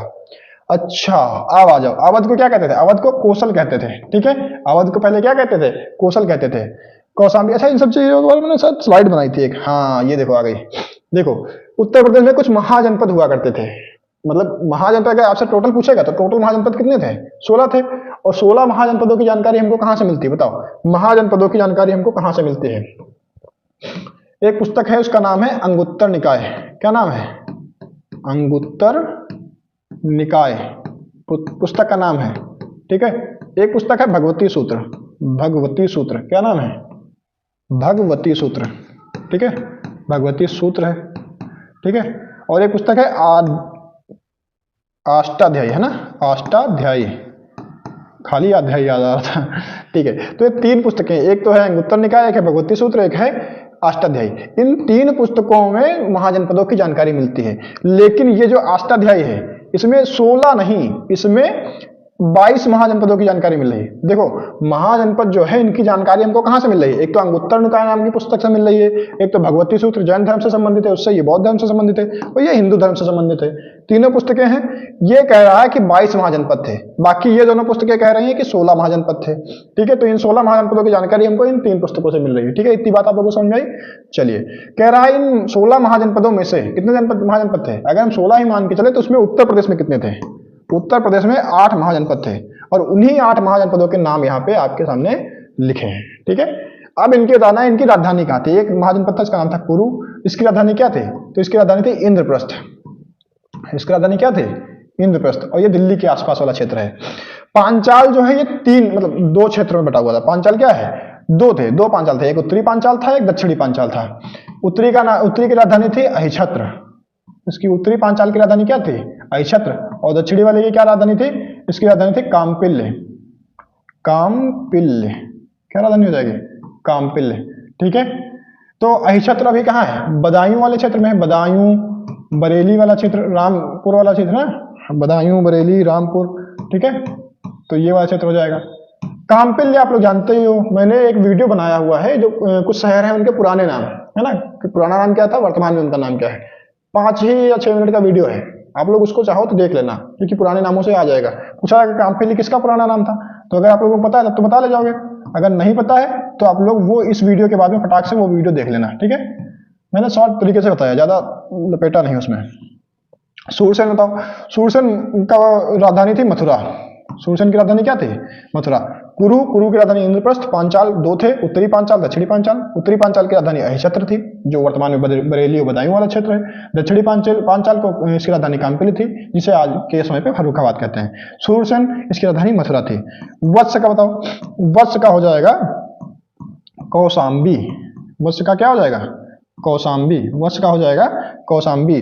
चेदी का हो जाएगा शक्तिमती, शक्तिमती, चेदी की राजधानी क्या हो जाएगी, शक्तिमती। शक्तिमती बुंदेलखंड को कहते हैं, किसे कहते हैं, और कोई नहीं, बुंदेलखंड वाला क्षेत्र है ना, तो ध्यान रखना, बुंदेलखंड को ही शक्तिमती कहते हैं। काशी, काशी की राजधानी थी बनारस, काशी की राजधानी क्या हो जाएगी, बनारस हो जाएगी, ये रा बना हुआ। ठीक है, चलो। कोसल, कोसल की राजधानी थी श्रावस्ती, क्या हो जाएगी, कोसल की राजधानी श्रावस्ती। भगवान बुद्ध ने सर्वाधिक उपदेश यहीं दिए हैं। और हो जाएगा मल्ल। ठीक है, मल्ल की हो जाएगी कोसल, नहीं, कोसल की श्रावस्ती, मल्ल की क्या हो जाएगी, मल्ल की आप लोग बताना, कुशीनगर है ना, मल्ल की क्या हो जाएगी, कुशीनगर। ठीक है, सो तो लिख जाओ भाई, नीचे लिखते नहीं बनना, कुशीनगर। ठीक है, तो मल्ल की हो जाएगी कुशीनगर, कोसल की हो जाएगी श्रावस्ती, काशी की हो जाएगी बनारस, चेदी की शक्तिमती जिसे बुंदेलखंड कहते हैं, वत्स हो जाएगी इसकी राजधानी कौशाम्बी, सूरसेन की मथुरा, पांचाल की उत्तरी दक्षिणी, उत्तरी की अहिछत्र, दक्षिणी की कामपिल्य, कुरु की इंद्रप्रस्थ। 16 महाजनपदों में से ये 8 महाजनपद कहाँ थे, हमारे यहाँ उत्तर प्रदेश में थे। अच्छा, एक जानकारी ता ही गए हो तो एक जानकारी और लेके जाओ। उत्तर प्रदेश में अगर पूछा जाए महाजनपद के साथ साथ में पूछा था गणराज्य कितने थे, तो अगर आपसे पूछा था टोटल गणराज्य बताओ, मुझे लगता है ये वाला आपको कलर दिख नहीं रहा होगा, तो हम क्या करते हैं, पहले तो इसको निपटाते हैं, इसको दूसरे कलर में लेते हैं, ग्रीन ले लेते, ब्लू ले लेते हैं। ठीक है, बताओ उत्तर प्रदेश में गणराज्यों की संख्या कितनी थी, पहले तो बताओ पूरे गणराज्य कितने थे, पूरे गणराज्य कितने थे, गणराज्य थे टोटल 10, उसमें से अगर पूछेगा यूपी में कितने थे, तो यूपी में थे टोटल 7। ठीक है, उत्तर प्रदेश का एग्जाम देने जा रहा हूं, इसलिए मैं आपको उत्तर प्रदेश के आसपास का ही बता रहा हूं केवल। ठीक है, आप लोग ध्यान रखेंगे। चलो अगला देखो, अगला क्या कह रहा है, ट्विटर एक किस पर आधारित संचार मंच है, संचार मतलब कम्युनिकेशन का है ना, तो ध्यान रखना क्या है, ईमेल नहीं, एसएमएस है, मतलब मैसेज को, जो अपना मैसेज है ना उसको आप ट्रांसफर कर सकते हैं, अपनी बात को दूसरों तक पहुंचा सकते हैं, एसएमएस वाला है। ठीक है, अच्छा ट्विटर का अगर पूछा जाए आपसे मालिक बताओ, तो कौन हो जाएगा, इलन मस्क हो जाएगा। कौन हो जाएगा, इलन मस्क हो जाएगा। ठीक है, इलन मस्क हो जाएगा। टेस्ला इसी की कंपनी है। ठीक है, टेस्ला। स्पेस एक्स इसी की कंपनी है, स्पेस एक्स। ठीक है, प्राइवेट अंतरिक्ष वाली कंपनी है। ठीक है, अंतरिक्ष में रॉकेट वगैरह बनाती है, फैल्कन वगैरह इसी के बनाए हुए रॉकेट है। टेस्ला जो कार है, ऑटोमेटेड कार होती है, वो भी ये बनाता है। ठीक है, और एक इसका अभी प्रोजेक्ट चल रहा है स्टारलिंक, इससे क्या होगा, इसने दावा किया है स्टारलिंक के थ्रू, कहा है कि हम जब स्टारलिंक अपना लॉन्च कर दें, मतलब जब पूरी तरीके से चालू कर देंगे, तो दुनिया में कहीं पे भी टावर लगाने, मोबाइल का टावर जो होता है वो लगाने की जरूरत नहीं पड़ेगी। मेरे यहाँ टावर नेटवर्क की बहुत समस्या रहती है, ठीक है। इसका दावा है कि कहीं पे कोई नेटवर्क की समस्या होगी नहीं, चाहे आप पहाड़ों पे चले जाओ, नदियों में चले जाओ, जंगलों में चले जाओ, कहीं भी चले जाओ पूरी पृथ्वी पे कोई समस्या आएगी ही नहीं। स्टारलिंक है ना, तो वो कह रहा है सैटेलाइट से कनेक्शन देंगे, जैसे टीवी में नहीं है नेटवर्क वैसे, तो कोई टावर की जरूरत नहीं पड़ेगी। चलो, कह रहा है शाकंभरी देवी मेले का आयोजन। पिछले वीडियो को जिसने ध्यान से देखा है बता पाएगा, बताओ। पहले तुम लोग बताओगे, हम कमेंट देख रहे हैं, पहले तुम लोग बताओ फटाक से, कमेंट देख रहे हैं, ठीक है। शाकंभरी देवी मेला, मैंने पिछले वीडियो में बताया थे बहुत सारे मेले, देख लेना जाके। सा से शाकंभरी देवी और सा से सहारनपुर। मेरठ में बताओ, मेरठ में कौन सा होता है? नौचंदी मेला। मेरठ में कौन सा होता है? नौचंदी मेला, ठीक है। बताओ गढ़मुक्तेश्वर कहाँ होता है? गढ़मुक्तेश्वर। अब इसमें हम बहुत सारे नहीं बताएंगे, बस रिवीजन करा दे रहे हैं। पिछले वीडियो में मैंने बहुत सारे डिटेल में बता दिए थे, तो आपको बताना है। गढ़मुक्तेश्वर होता है हापुड़ में। तो कंस मेला कहाँ लगता है? कंस मेला कहाँ लगता है? मथुरा में लगता है। आप लोग देख लो वीडियो वाला पुराना वाला, चलो नहीं देखो, ठीक है। चलो अगला देखो, किस शहर को भारत की वाणिज्यिक, दो प्रकार की राजधानी है भारत में, एक तो प्रशासनिक राजधानी, एक है वाणिज्यिक। वाणिज्यिक मतलब पैसे से संबंधित है, जहां से पैसे ज्यादा आता है, तो वो है मुंबई। भारत की वाणिज्यिक राजधानी कहाँ है? मुंबई। इसीलिए तो वहां पे नाबार्ड है, इसीलिए तो वहां पे सेबी है। तो ध्यान रखना, भारत की वाणिज्यिक राजधानी कौन हो जाएगी? मुंबई हो जाएगी। और वैसे तो अपनी नई दिल्ली है ये राजधानी, ठीक है। चलो, बेंगलुरु को ध्यान रखना, इसे सिलिकॉन सिटी भी कहते हैं, भारत की सिलिकॉन सिटी या सिलिकॉन वैली कहते हैं, ठीक है। सिलिकॉन चिप होती है, सिलिकॉन मतलब एक धातु होती है जिससे चिप बनती है, मोबाइल वगैरह, सिम वगैरह या फिर मेमोरी कार्ड या जितने भी इलेक्ट्रॉनिक सामान सारे हैं, इनमें जो चिप लगी होती है वो सिलिकॉन की बनी होती है। तो सिलिकॉन और जर्मेनियम की, ठीक है। सिलिकॉन होता है और क्या होता है? जर्मेनियम। क्या लगा होता है इसमें? अगर पूछा जाएगा आपका जो सिम होता है उसको किससे बना होता है? सिम होता है या फिर कंप्यूटर में लगी चिप जो होती है वो सिलिकॉन और जर्मेनियम इन दोनों चीजों से मिलकर बनते हैं, ठीक है। तो सिलिकॉन सिटी किसे कहते हैं? बेंगलुरु को कहते हैं, ठीक है। तो ध्यान रखेंगे। चेन्नई, अब ध्यान रखना, चेन्नई से आ गया तमिलनाडु। चेन्नई से क्या आ गया? तमिलनाडु। तो तमिलनाडु किसके लिए फेमस है? तो तमिलनाडु मछलियों के लिए फेमस है, ठीक है। तो अगर पूछा जाएगा सर्वाधिक मछली उत्पादन कहाँ होता है, तो भारत में तमिलनाडु में होता है। वैसे अगर देखा जाए देशों में तो हो जाएगा चीन। चलो, उत्तर प्रदेश में स्थानीय सुशासन का जनक किसे कहते हैं? सुशासन जनक नहीं, सब पूछा है कि शासन का ढांचा किस प्रकार का है। चलो, जनक की बात आ गई है तो स्थानीय सुशासन को निपटा देते हैं पहले। स्थानीय सुशासन, अच्छा स्थानीय सुशासन आप लोग जानते हो ना, चलो बात करेंगे। स्थानीय सुशासन का जनक अगर आपसे पूछा जाए, स्थानीय सुशासन का जनक हो जाएगा रिपन। रिपन का नाम जानते हो ना, वही। 10वीं जनगणना इसी ने करवाई थी। अब बात करते हैं कैसी है, तो त्रिस्तरीय है। पंचायती व्यवस्था जानते हो ना, पंचायती व्यवस्था वही स्थानीय सुशासन, ठीक है। तो वही पंचायती व्यवस्था अगर आपसे पूछा जाता है तो त्रिस्तरीय है। कैसी है? त्रिस्तरीय है भारत में। और किस समिति की सिफारिश पे? तो आपको बताना है किस समिति की सिफारिश पे। 3 नाम वाला द्विस्तरीय वाला, देखो ये नाम याद आ रहा है अभी, अशोक मेहता। अशोक मेहता समिति, ठीक है। अशोक मेहता समिति ने सिफारिश की थी द्विस्तरीय की। और त्रिस्तरीय वाला आपका सही आंसर है। तो पूछेगा कौन सी लागू है, वो किसके है? तो बलवंत राय मेहता, नाम याद रखेंगे, बलवंत राय मेहता, बलवंत राय मेहता, ठीक है। तो बलवंत राय मेहता की सिफारिश पर त्रिस्तरीय पंचायती व्यवस्था भारत में लागू हुई है। इसे ही स्थानीय स्वायत्त शासन या स्थानीय सुशासन कहते हैं। पूछा जाएगा स्थानीय सुशासन का जनक कौन? स्थानीय सुशासन का जनक कौन हो जाएगा? रिपन हो जाएगा, ठीक है, लॉर्ड रिपन हो जाएगा। रिपन ने ही क्या कराया था? रिपन ने ही भारत में 10 की जनगणना कराई थी। क्या कराई थी? 10 की जनगणना कराई थी। सबसे पहले 10 की जनगणना किसने कराई थी? तो रिपन ने कराई थी। पंचायती व्यवस्था से अगर आपसे पूछे, उत्तर प्रदेश में पंचायती राज दिवस अगर आपसे पूछते हैं तो ध्यान रखना 24 अप्रैल को मनाते हैं। कब मनाते हैं? पंचायती राज दिवस अगर आपसे पूछा जाएगा तो 24 अप्रैल को मनाते हैं। अच्छा, पूछा जाएगा पंचायत 2 प्रकार की हैं। पंचायत कितने प्रकार की? 2 प्रकार की। एक है ग्राम पंचायत, क्या है? ग्राम पंचायत, ठीक है। एक क्या है? ग्राम पंचायत। और एक है नगर पालिका। क्या है? नगर पालिका। कैसी है? नगर पालिका। पूछेगा ये कहाँ है, तो 11वीं अनुसूची में है। किस अनुसूची में है? 11वीं। और ये पूछेगा तो ये 12वीं अनुसूची में है।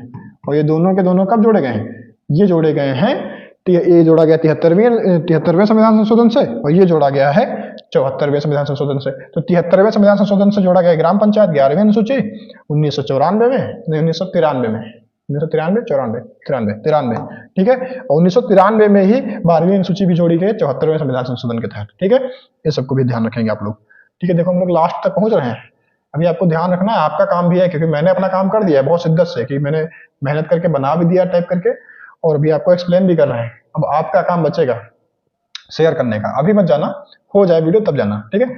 उत्तर प्रदेश उच्च न्यायालय की खंडपीठ कहाँ है? तो खंडपीठ पूछेगा तो लखनऊ हो जाएगी। वैसे अगर पूछेगा उच्च न्यायालय है कहाँ पे, चलो तो उच्च न्यायालय का पूरा मामला ही खत्म करते हैं। उच्च न्यायालय देखो, पहले था आगरा। पहले कहाँ था? आगरा। आगरा से कहाँ गया? इलाहाबाद, जिसे पहले प्रयागराज कहते थे, मतलब सॉरी, पहले प्रयागराज कहते थे, फिर इलाहाबाद कहने लगे, फिर इलाहाबाद कहने लगे, और अब इसे फिर से प्रयागराज कहने लगे। तो 1866 में, ध्यान रखना, 1866 में सबसे पहले उत्तर प्रदेश में उच्च न्यायालय की स्थापना होती है। कहाँ? आगरा में। फिर उसके बाद में कहाँ चला जाता है? ये लगभग आ जाता है, ये डेट लो गई मेरे दिमाग से, ये कब आता है? 1919 में। 1919 में आ जाता है प्रयागराज। कब आता है? 1919 में। कई सारी जगह पे 1925 मिलता है, लेकिन आप लोग 1919 पे लगाएंगे, ठीक है। तो प्रयागराज आ जाता है 1919 पे, ठीक है। 1966 में आगरा आता है, आगरा से प्रयागराज फिर आ जाता है बाद में, ठीक है। फिर लखनऊ खंडपीठ बन जाती है, क्योंकि इस पे बोर्ड ज्यादा आता है, तो फिर मतलब बर्डन ज्यादा हो जाता है, काम ज्यादा हो जाता है, क्योंकि उत्तर प्रदेश की जनसंख्या इतनी सारी है, इतने सारे क्राइम करे, उत्तर प्रदेश वैसे भी क्राइम के मामले में आगे है, तो फिर बहुत सारे केस चले जा रहे थे प्रयागराज, तो वहां काम हो नहीं पा रहा था। फिर उन्होंने क्या किया? खंडपीठ बना दी लखनऊ में। तो अभी 2 जगह है, ठीक है। इसको आप लोग ध्यान रखेंगे, तो आप लोग इसको ध्यान रखेंगे, उत्तर प्रदेश की राजधानी लखनऊ में ही इसकी खंडपीठ है। लेकिन अगर पूछेगा इसका जो न्यायालय है हमारा, उच्च न्यायालय हाईकोर्ट है कहाँ पे? तो प्रयागराज में है, 1919 में आया था। अच्छा, लखनऊ राजधानी बनी कब थी? तो 1921। ध्यान रखेंगे आप लोग, क्या याद रखेंगे? लखनऊ हमारी जो राजधानी बनी थी तो 1921 में बनी थी। लेकिन अगर पूछेगा पूर्ण रूप से राजधानी कब बनी थी, तो 1937 लगाएंगे। पूर्ण रूप से अगर पूछेगा राजधानी कब बनी थी, तो 1937। लेकिन अगर आंशिक रूप से तो 1921 लगाएंगे। गाजियाबाद बताओ, गाजियाबाद क्या लगाओगे? गाजियाबाद को आप लोग लगा दो सर्वाधिक जनसंख्या घनत्व। सर्वाधिक जनसंख्या घनत्व, जनसंख्या या जनगणना से एक क्वेश्चन आपका बनना ही बनना है। ये भी अलग से लिखा हुआ है आपके सिलेबस में। कुछ टॉपिक है, जीएसटी हो गया, जैसे मानवाधिकार हो गया, और जनगणना हो गया, ये अलग से पूछा जाएगा आपसे। और इन तीनों टॉपिक पे मैंने वीडियो शायद बना दी। मानवाधिकार पे नहीं बनाया है, पर मानवाधिकार यहीं पे मैंने बता दिया है। जनगणना वाला आप लोग जरूर देख लेना, जनगणना वाला अलग से मैंने वीडियो बना दिया है, छोटा वीडियो है, और उस वीडियो में जितनी जानकारी है, मैं ये दावे के साथ कह सकता हूँ कि पूरे यूट्यूब पे कहीं मिलने वाली नहीं है। जितनी जानकारी मैंने उस जनगणना वाले वीडियो में दे दी है, एक वीडियो में सारा काम खत्म, बहुत कम समय में भी, ठीक है। तो आप उसको जाके देख लेना जाके, ठीक है।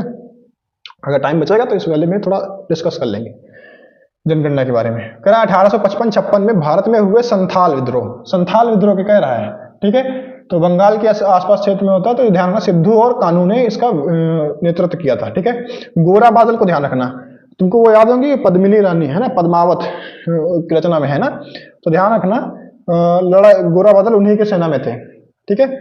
तो उनको ध्यान रखना, पद्मिनी की रक्षा में ये लोग गए थे, गोरा और बादल इनके सेनापति थे, और ये लड़े थे किसके? अलाउद्दीन खिलजी के खिलाफ, है ना। अलाउद्दीन खिलजी से लड़े थे। किससे लड़े थे? खिलजी से लड़े थे, ठीक है, ध्यान रखना। और ये राजा रावल रतन सिंह को छुड़ा के लाए थे, है ना। रतन सिंह के क्या थे? सिपाही थे, सिपाही कह लो या सेनापति कह लो। तो रावल रतन सिंह के सिपाही थे। इन्हीं की पत्नी का नाम था पद्मावती। इनकी ही पत्नी तो थी पद्मावती, पद्मावती, ठीक है, पद्मावती।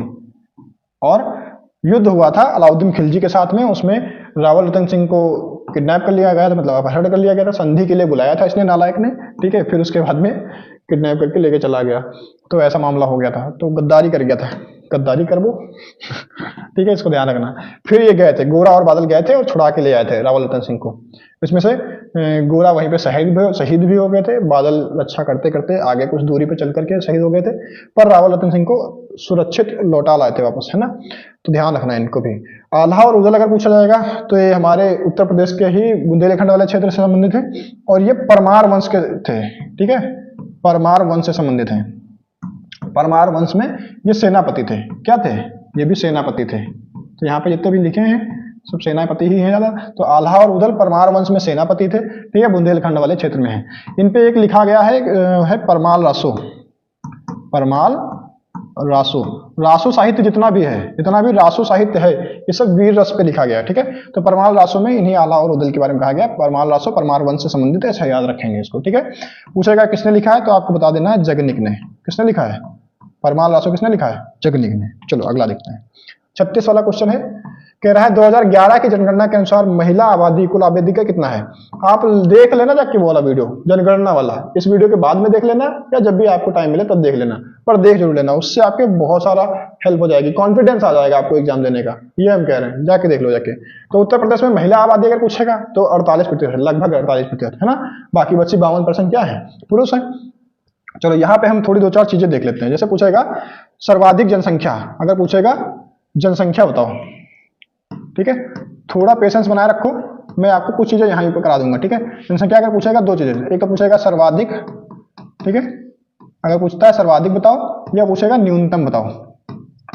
तो सर्वाधिक अगर पूछेगा तो प्रयागराज, क्या हो जाएगा? प्रयागराज। और अगर न्यूनतम पूछेगा तो हो जाएगा प्रयागराज के बाद में न्यूनतम जनसंख्या कहाँ की हो जाएगी? ये हो जाएगी महोबा, ठीक है। तो जनसंख्या अगर पूछता है तो आप ये ध्यान रखेंगे, सर्वाधिक पूछेगा तो प्रयागराज, न्यूनतम पूछेगा तो महोबा। लेकिन पूछेगा जनसंख्या घनत्व, क्या पूछेगा? जनसंख्या घनत्व, मतलब घिचपिच में कितने सारे लोग एक जगह पे कहाँ रहते हैं, तो आपको बताना है जनसंख्या घनत्व।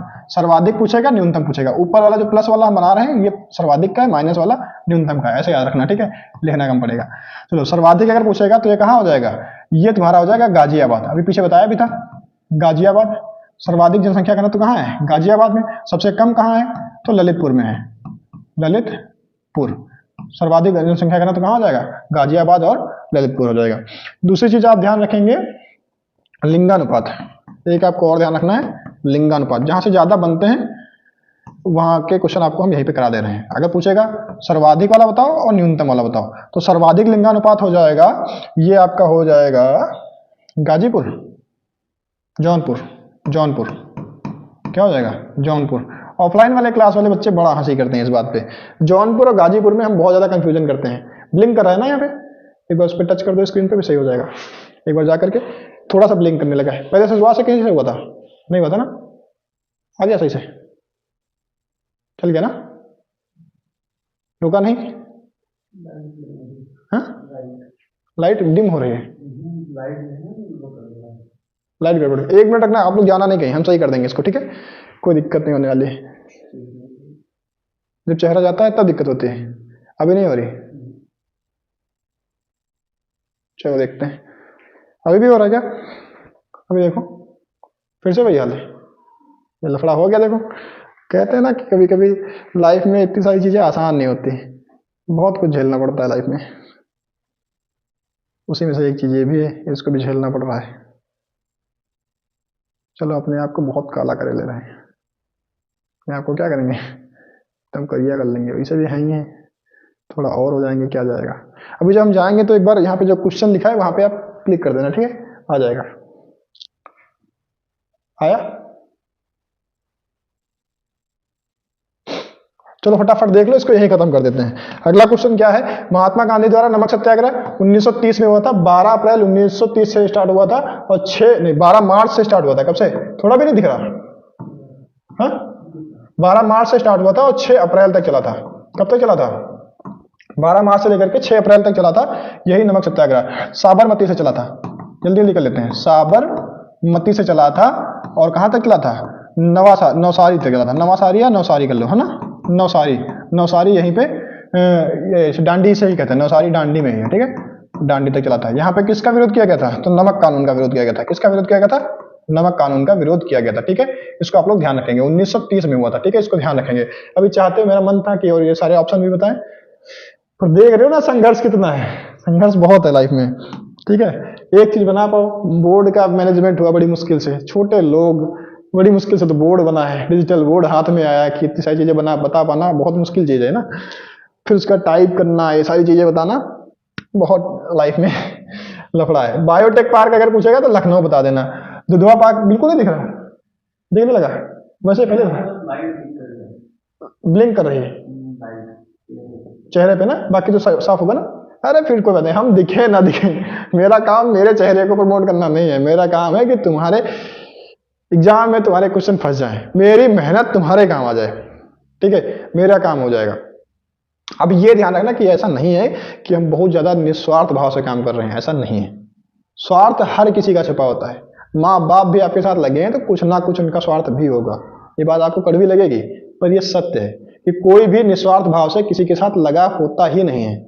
और मेरे बारे में तो हम साफ कह देते हैं, ऑफलाइन क्लास में सारे बच्चों से हम खुल के बार बार कहते हैं कि हम निस्वार्थ भाव से तुम्हारे साथ नहीं जुड़े हैं। वो आते हैं, पैसे देते हैं, तुम लोग आते हो तो हमारे मेंटल पीस को थोड़ा आराम मिलता है, मुझे कॉन्फिडेंस आता है कि हम ये सारी चीजें कर पा रहे हैं। ठीक है, मेरे लिए सबसे बड़ी चैलेंज की बात यही थी कि कैमरे के साथ सामने बोलना कैसे है। वो मैंने प्रैक्टिस की है। इसी चैनल पे मैंने बहुत सारे वीडियो बनाए हैं, लगभग 300 वीडियो के आसपास पहुंचने वाला है ये चैनल। ठीक है, फिर भी इतनी ज्यादा रीच नहीं हुई है, जितने सब्सक्राइबर होंगे उतने ही लगभग वीडियो हैं। ठीक है, मैंने चैनल पे उतना काम नहीं किया है, पर खुद पे काम बहुत किया है। आप लोगों को भी वही करना है, खुद पे काम करते रहो, खुद को सुधारते रहो। ठीक है, खुद में जो चीजें तुम सीख लोगे वो तुम्हारे साथ हमेशा हमेशा के लिए हो जाएंगी। मेरा मेन काम क्या था, मेरी खुद की पर्सनालिटी का डेवलपमेंट करना था। मुझे बोलना नहीं आता था, वास्तविकता यही है कि मुझे बहुत ज्यादा अच्छे से बोलना नहीं आता था। पब्लिक स्पीकिंग में मैं बिल्कुल जीरो था। फिर हमारे एक सर आए, नाम था आरपी गुप्ता, है ना, 12th में था हम, तो उसी समय की बात है, प्रोग्राम हो रहा था 26 जनवरी वाला। उन्होंने कहा कि इस बार स्कूल से बाहर चले जाओगे तुम, मतलब कॉलेज छूट जाएगा तुम्हारा, दूसरे कॉलेज जाओगे, वहाँ बड़े कॉलेज होंगे, बहुत सारे जिलों से लोग आएंगे, बहुत सारे बच्चे होंगे, उनके सामने तो तुम बिल्कुल नहीं बोल पाओगे, वहाँ किसी प्रोग्राम में भी नहीं बोल पाओगे। अगर आज यहाँ नहीं बोले तुम अपने कॉलेज में जहाँ से तुम बचपन से पढ़ते चले आ रहे हो, इतने सारे पुराने बच्चों के सामने अगर यहाँ नहीं बोले तो लाइफ में तुम कभी भी बोल नहीं सकते। उनकी ये बात मुझे बहुत ज्यादा अंदर तक घर कर गई। उन्होंने मुझे बहुत उकसाया कि तुमको करना है, प्रोग्राम करना है, करना है। एक टीचर सोचो तुम्हारे लिए क्या क्या करता है। खूब उकसाया उन्होंने, मोटिवेट किया मुझे, पर मैंने कोई प्रोग्राम नहीं किया। 26 जनवरी का प्रोग्राम था, उन्होंने मुझे एक दिन पहले एक लिख करके दिया, बहुत हास्य व्यंग वाला दिया लिख के, और कहा इसको सुनाना है तुम्हें। मैंने कहा सर मुझसे हो नहीं पाएगा ये वो, पर फिर भी उन्होंने कहा नहीं तुमसे हो जाएगा, मुझे भरोसा है तुम पे। टीचर करता ना, बच्चों पे बहुत भरोसा करता है टीचर, उन्होंने भी मुझसे बहुत भरोसा किया, कहा तुम कर ले जाओगे। मैंने कहा ठीक है, ट्राई करते हैं।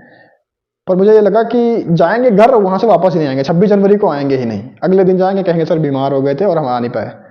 लेकिन फिर मेरा क्या हुआ, मन हुआ कि चलो चलते हैं, कह देंगे सर कि हम कर नहीं पाएंगे, वहां पे एक बार और कहेंगे, थोड़ा सा सर गुस्सा जरूर हो जाएंगे, नाराज होंगे कि उनकी जो आकांक्षाएं हैं उस पर हम खरे नहीं उतरे, और मना कर देंगे, थोड़ा सा नाराज होंगे, फिर मना लेंगे बाद में। पर जब वहां पहुंचे फिर उन्होंने खूब मोटिवेट किया। फिर दूसरे सर से उन्होंने मंच पे बुलवा भी दिया कि आने, मेरा शेर आने वाला है ना, ऐसा करके उन्होंने खूब मोटिवेट किया। फिर हम पहुंचे, और जब पहुंचे थे ना मंच पे, पहली बार मैंने मंच पे पैर रखा था, तो मेरे पैर कांप रहे थे, जांघें ऐसा थर थर थर थर कांप रही थी, नीचे से लग रहा था कि पैर नीचे का स्टेबल है, जांघें हिल रही cut cut cut cut cut cut करके, क्योंकि बोलने का शऊर ही नहीं था। तो जब हम जा रहे थे तो उन्होंने कहा, तो मैंने कहा सर हम बोलेंगे कैसे, क्या बोलेंगे जाके, मुझे बिल्कुल अनुभव नहीं है इस बात का। तो उन्होंने कहा कि जाओ, पहले जितने सारे लोग बैठे हैं इनके साथ में कुछ बात कर लो, मतलब अपना कनेक्शन इनके साथ स्टेब्लिश कर लो, फिर तुमको जो मन में आए वो सुना देना। मैंने वही किया। बाकी लोग आते हैं ना कि सभी गुरुजनों को, भाइयों को ये सब प्रणाम वगैरह, ये मैंने भी किया, लेकिन मैंने कोशिश की कि वैसा ना करें, फॉर्मल ना करें। मैंने बात करना स्टार्ट किया, और फिर उधर सर ने दूसरी माइक से और को मोटिवेट भी कर दिया कि मेरा शेर है, ये है, वो है। फिर मैंने भी जाके वहां पे लोगों से बात किया, बात ही करना स्टार्ट किया कि सब चीजों के बारे में बताया, और फिर उसके बाद में मैंने वो व्यंग्य भी सुनाया। और वो व्यंग्य इतना ज्यादा फूहड़ भाषा में था, मतलब देसी भाषा में था, कि मतलब गांव देहात वाली जो भाषा होती है, और व्यंग्य था, हास्य वाला था, तो लोगों को मजा भी बहुत आया। लोगों को मुझसे उम्मीदें भी नहीं थी। स्कूल का चर्चित तो था मैं, जानते थे थोड़े बहुत बच्चे, पर इतना उम्मीद किसी को नहीं थी कि मैं बोलूंगा जाके, और फिर ऐसा कंटेंट बोलूंगा जाके जिसपे कोई दूसरा बच्चा होता जो कर चुका है, जिसको अनुभव है, वो भी नहीं जाता, लेकिन मैंने उसको गाया था।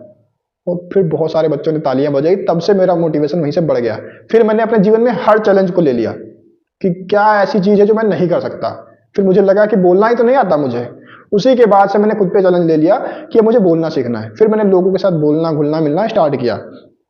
फिर मुझे कभी लगा ऐसा कि यार मैं कैमरे के सामने नहीं बोल सकता, तो मैंने ये वाला चैलेंज भी ले लिया, और फिर मैंने खुद से ही खुद की चीजों को सुधारने के लिए ही कैमरे के सामने बोलना स्टार्ट किया था। और परिणाम आज आपके सामने है कि मैं आप लोगों को पढ़ा रहा हूं।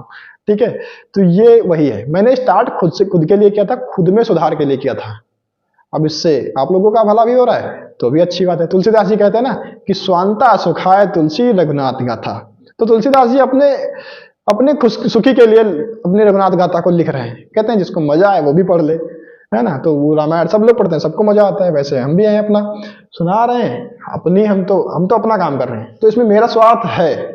पर जब ज्यादातर लोग देखते हैं तो मुझे लगता है कि हाँ कुछ कमी कमी होगी, कुछ जो गलतियां होंगी उसको सुधारने का मौका भी मिलेगा मुझे, है ना। वो लोग बताएंगे भी कमेंट में। और दूसरी एक चीज़ और रहती है कि थोड़ा फेम मिल जाएगा। इंसान है ना लालची होता है, एक चीज़ मिल जाती है फिर उसे दूसरी चाहिए होती है, तीसरी चाहिए होती है, बार बार चाहिए होती है। मैं कहीं अलग नहीं हूँ, मैं भी उन्हीं में से एक हूँ, ठीक है। तो मुझे भी बहुत सारी चीज़ें चाहिए होती हैं, लालच बढ़ता जाता है।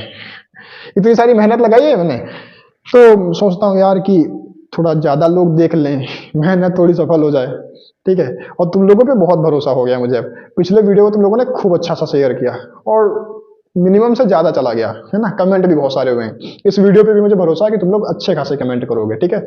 और ये भी बहुत सारे लोगों तक शेयर करोगे। अब शेयर कर देना, लास्ट क्वेश्चन आ गया है ना। अब हम आपको बता देंगे, भले ही मेरा चेहरा सही से ना दिख रहा हो पर क्वेश्चन आपको अच्छे से दिख रहा है। ऐसा जो हमारे ऑपरेटर साहब है उन्होंने बताया हुआ है कि बाकी क्वेश्चन दिख रहा है, मैं दिख रहा हूँ भले ना दिख रहा हूँ, सुनाई तो दे रहा है ना। चलो, बहुत सारे परपंच हो गया हमारा, इस परपंच को खत्म करते हैं, क्वेश्चन पे आ जाते हैं क्योंकि तुम्हारा एग्जाम है। दुधवा राष्ट्रीय पार्क अगर पूछा जाए तो लखीमपुर में है। कहाँ हो जाएगा? ये हो जाएगा हमारा लखीमपुर में। कहाँ हो जाएगा?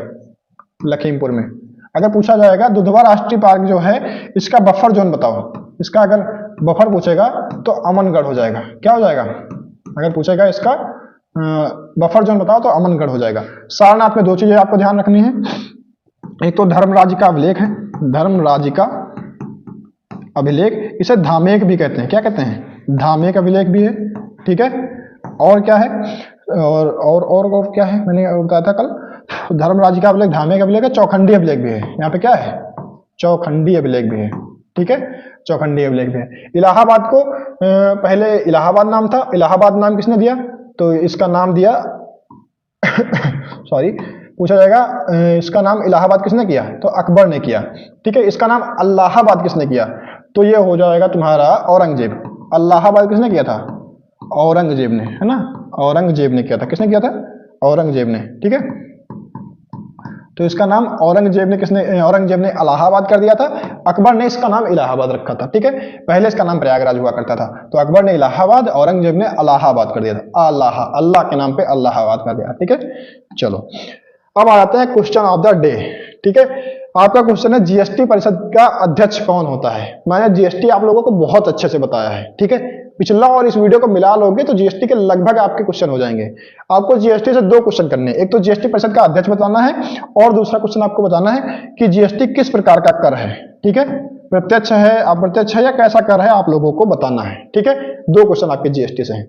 आई होप, मुझे लगता है कि तुम लोगों को ये वाला वीडियो अच्छा पर्याप्त ठीक ठाक लग गया होगा ना। बहुत सारी जानकारी भी आप लोगों को मिली होगी। बीच में मैंने लास्ट में बकैती जरूर कर ली है, मुझे पता है कि थोड़ी बहुत शुरुआत में भी की थी और लास्ट में ये वीडियो ब्लिंक करने लगा उसकी वजह से, पर फिर भी मैंने तुम्हारा टाइम लिया है तो उस टाइम के बदले में मैंने बहुत सारी चीजें तुमको दी भी हैं। और ये मुझे भरोसा है कि तुमको तुम्हारे एग्जाम में यहाँ से कई सारे क्वेश्चन मिलेंगे, एक दो भी नहीं। बाकियों की अपेक्षा तो बहुत, बाकियों ने कराया ना 100 150 घंटे क्लास है, मैं कह रहा हूँ उससे जितने क्वेश्चन नहीं मिलेंगे उससे ज्यादा मैं यहीं से दिला दूंगा, कम से कम समय में ज्यादा से ज्यादा क्वेश्चन, ये मुझे भरोसा है, ठीक है। अब तुम लोगों का काम स्टार्ट होता है। अब तुम लोग क्या करोगे?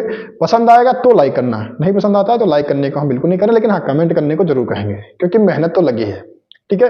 तो आप लोग कमेंट जरूर करेंगे। दूसरी चीज शेयर करेंगे, वैसे नहीं कहते हैं शेयर करने को, लेकिन मेहनत लगी है तो शेयर करना है तुम लोगों को, ठीक है। लास्ट में थोड़ा गड़बड़ हुआ उसके लिए हम क्षमा प्रार्थी हैं। आज की वीडियो कैसी लगी ये भी आप लोग कमेंट बॉक्स में बताएंगे, साथ ही साथ कमेंट में आंसर भी करेंगे जो क्वेश्चन मैंने आप लोगों से पूछा है। चलिए तब तक चलते हैं। बेस्ट ऑफ लक आप लोगों को, तैयारी करते रहिए, प्रैक्टिस करते रहिए। जय हिंद।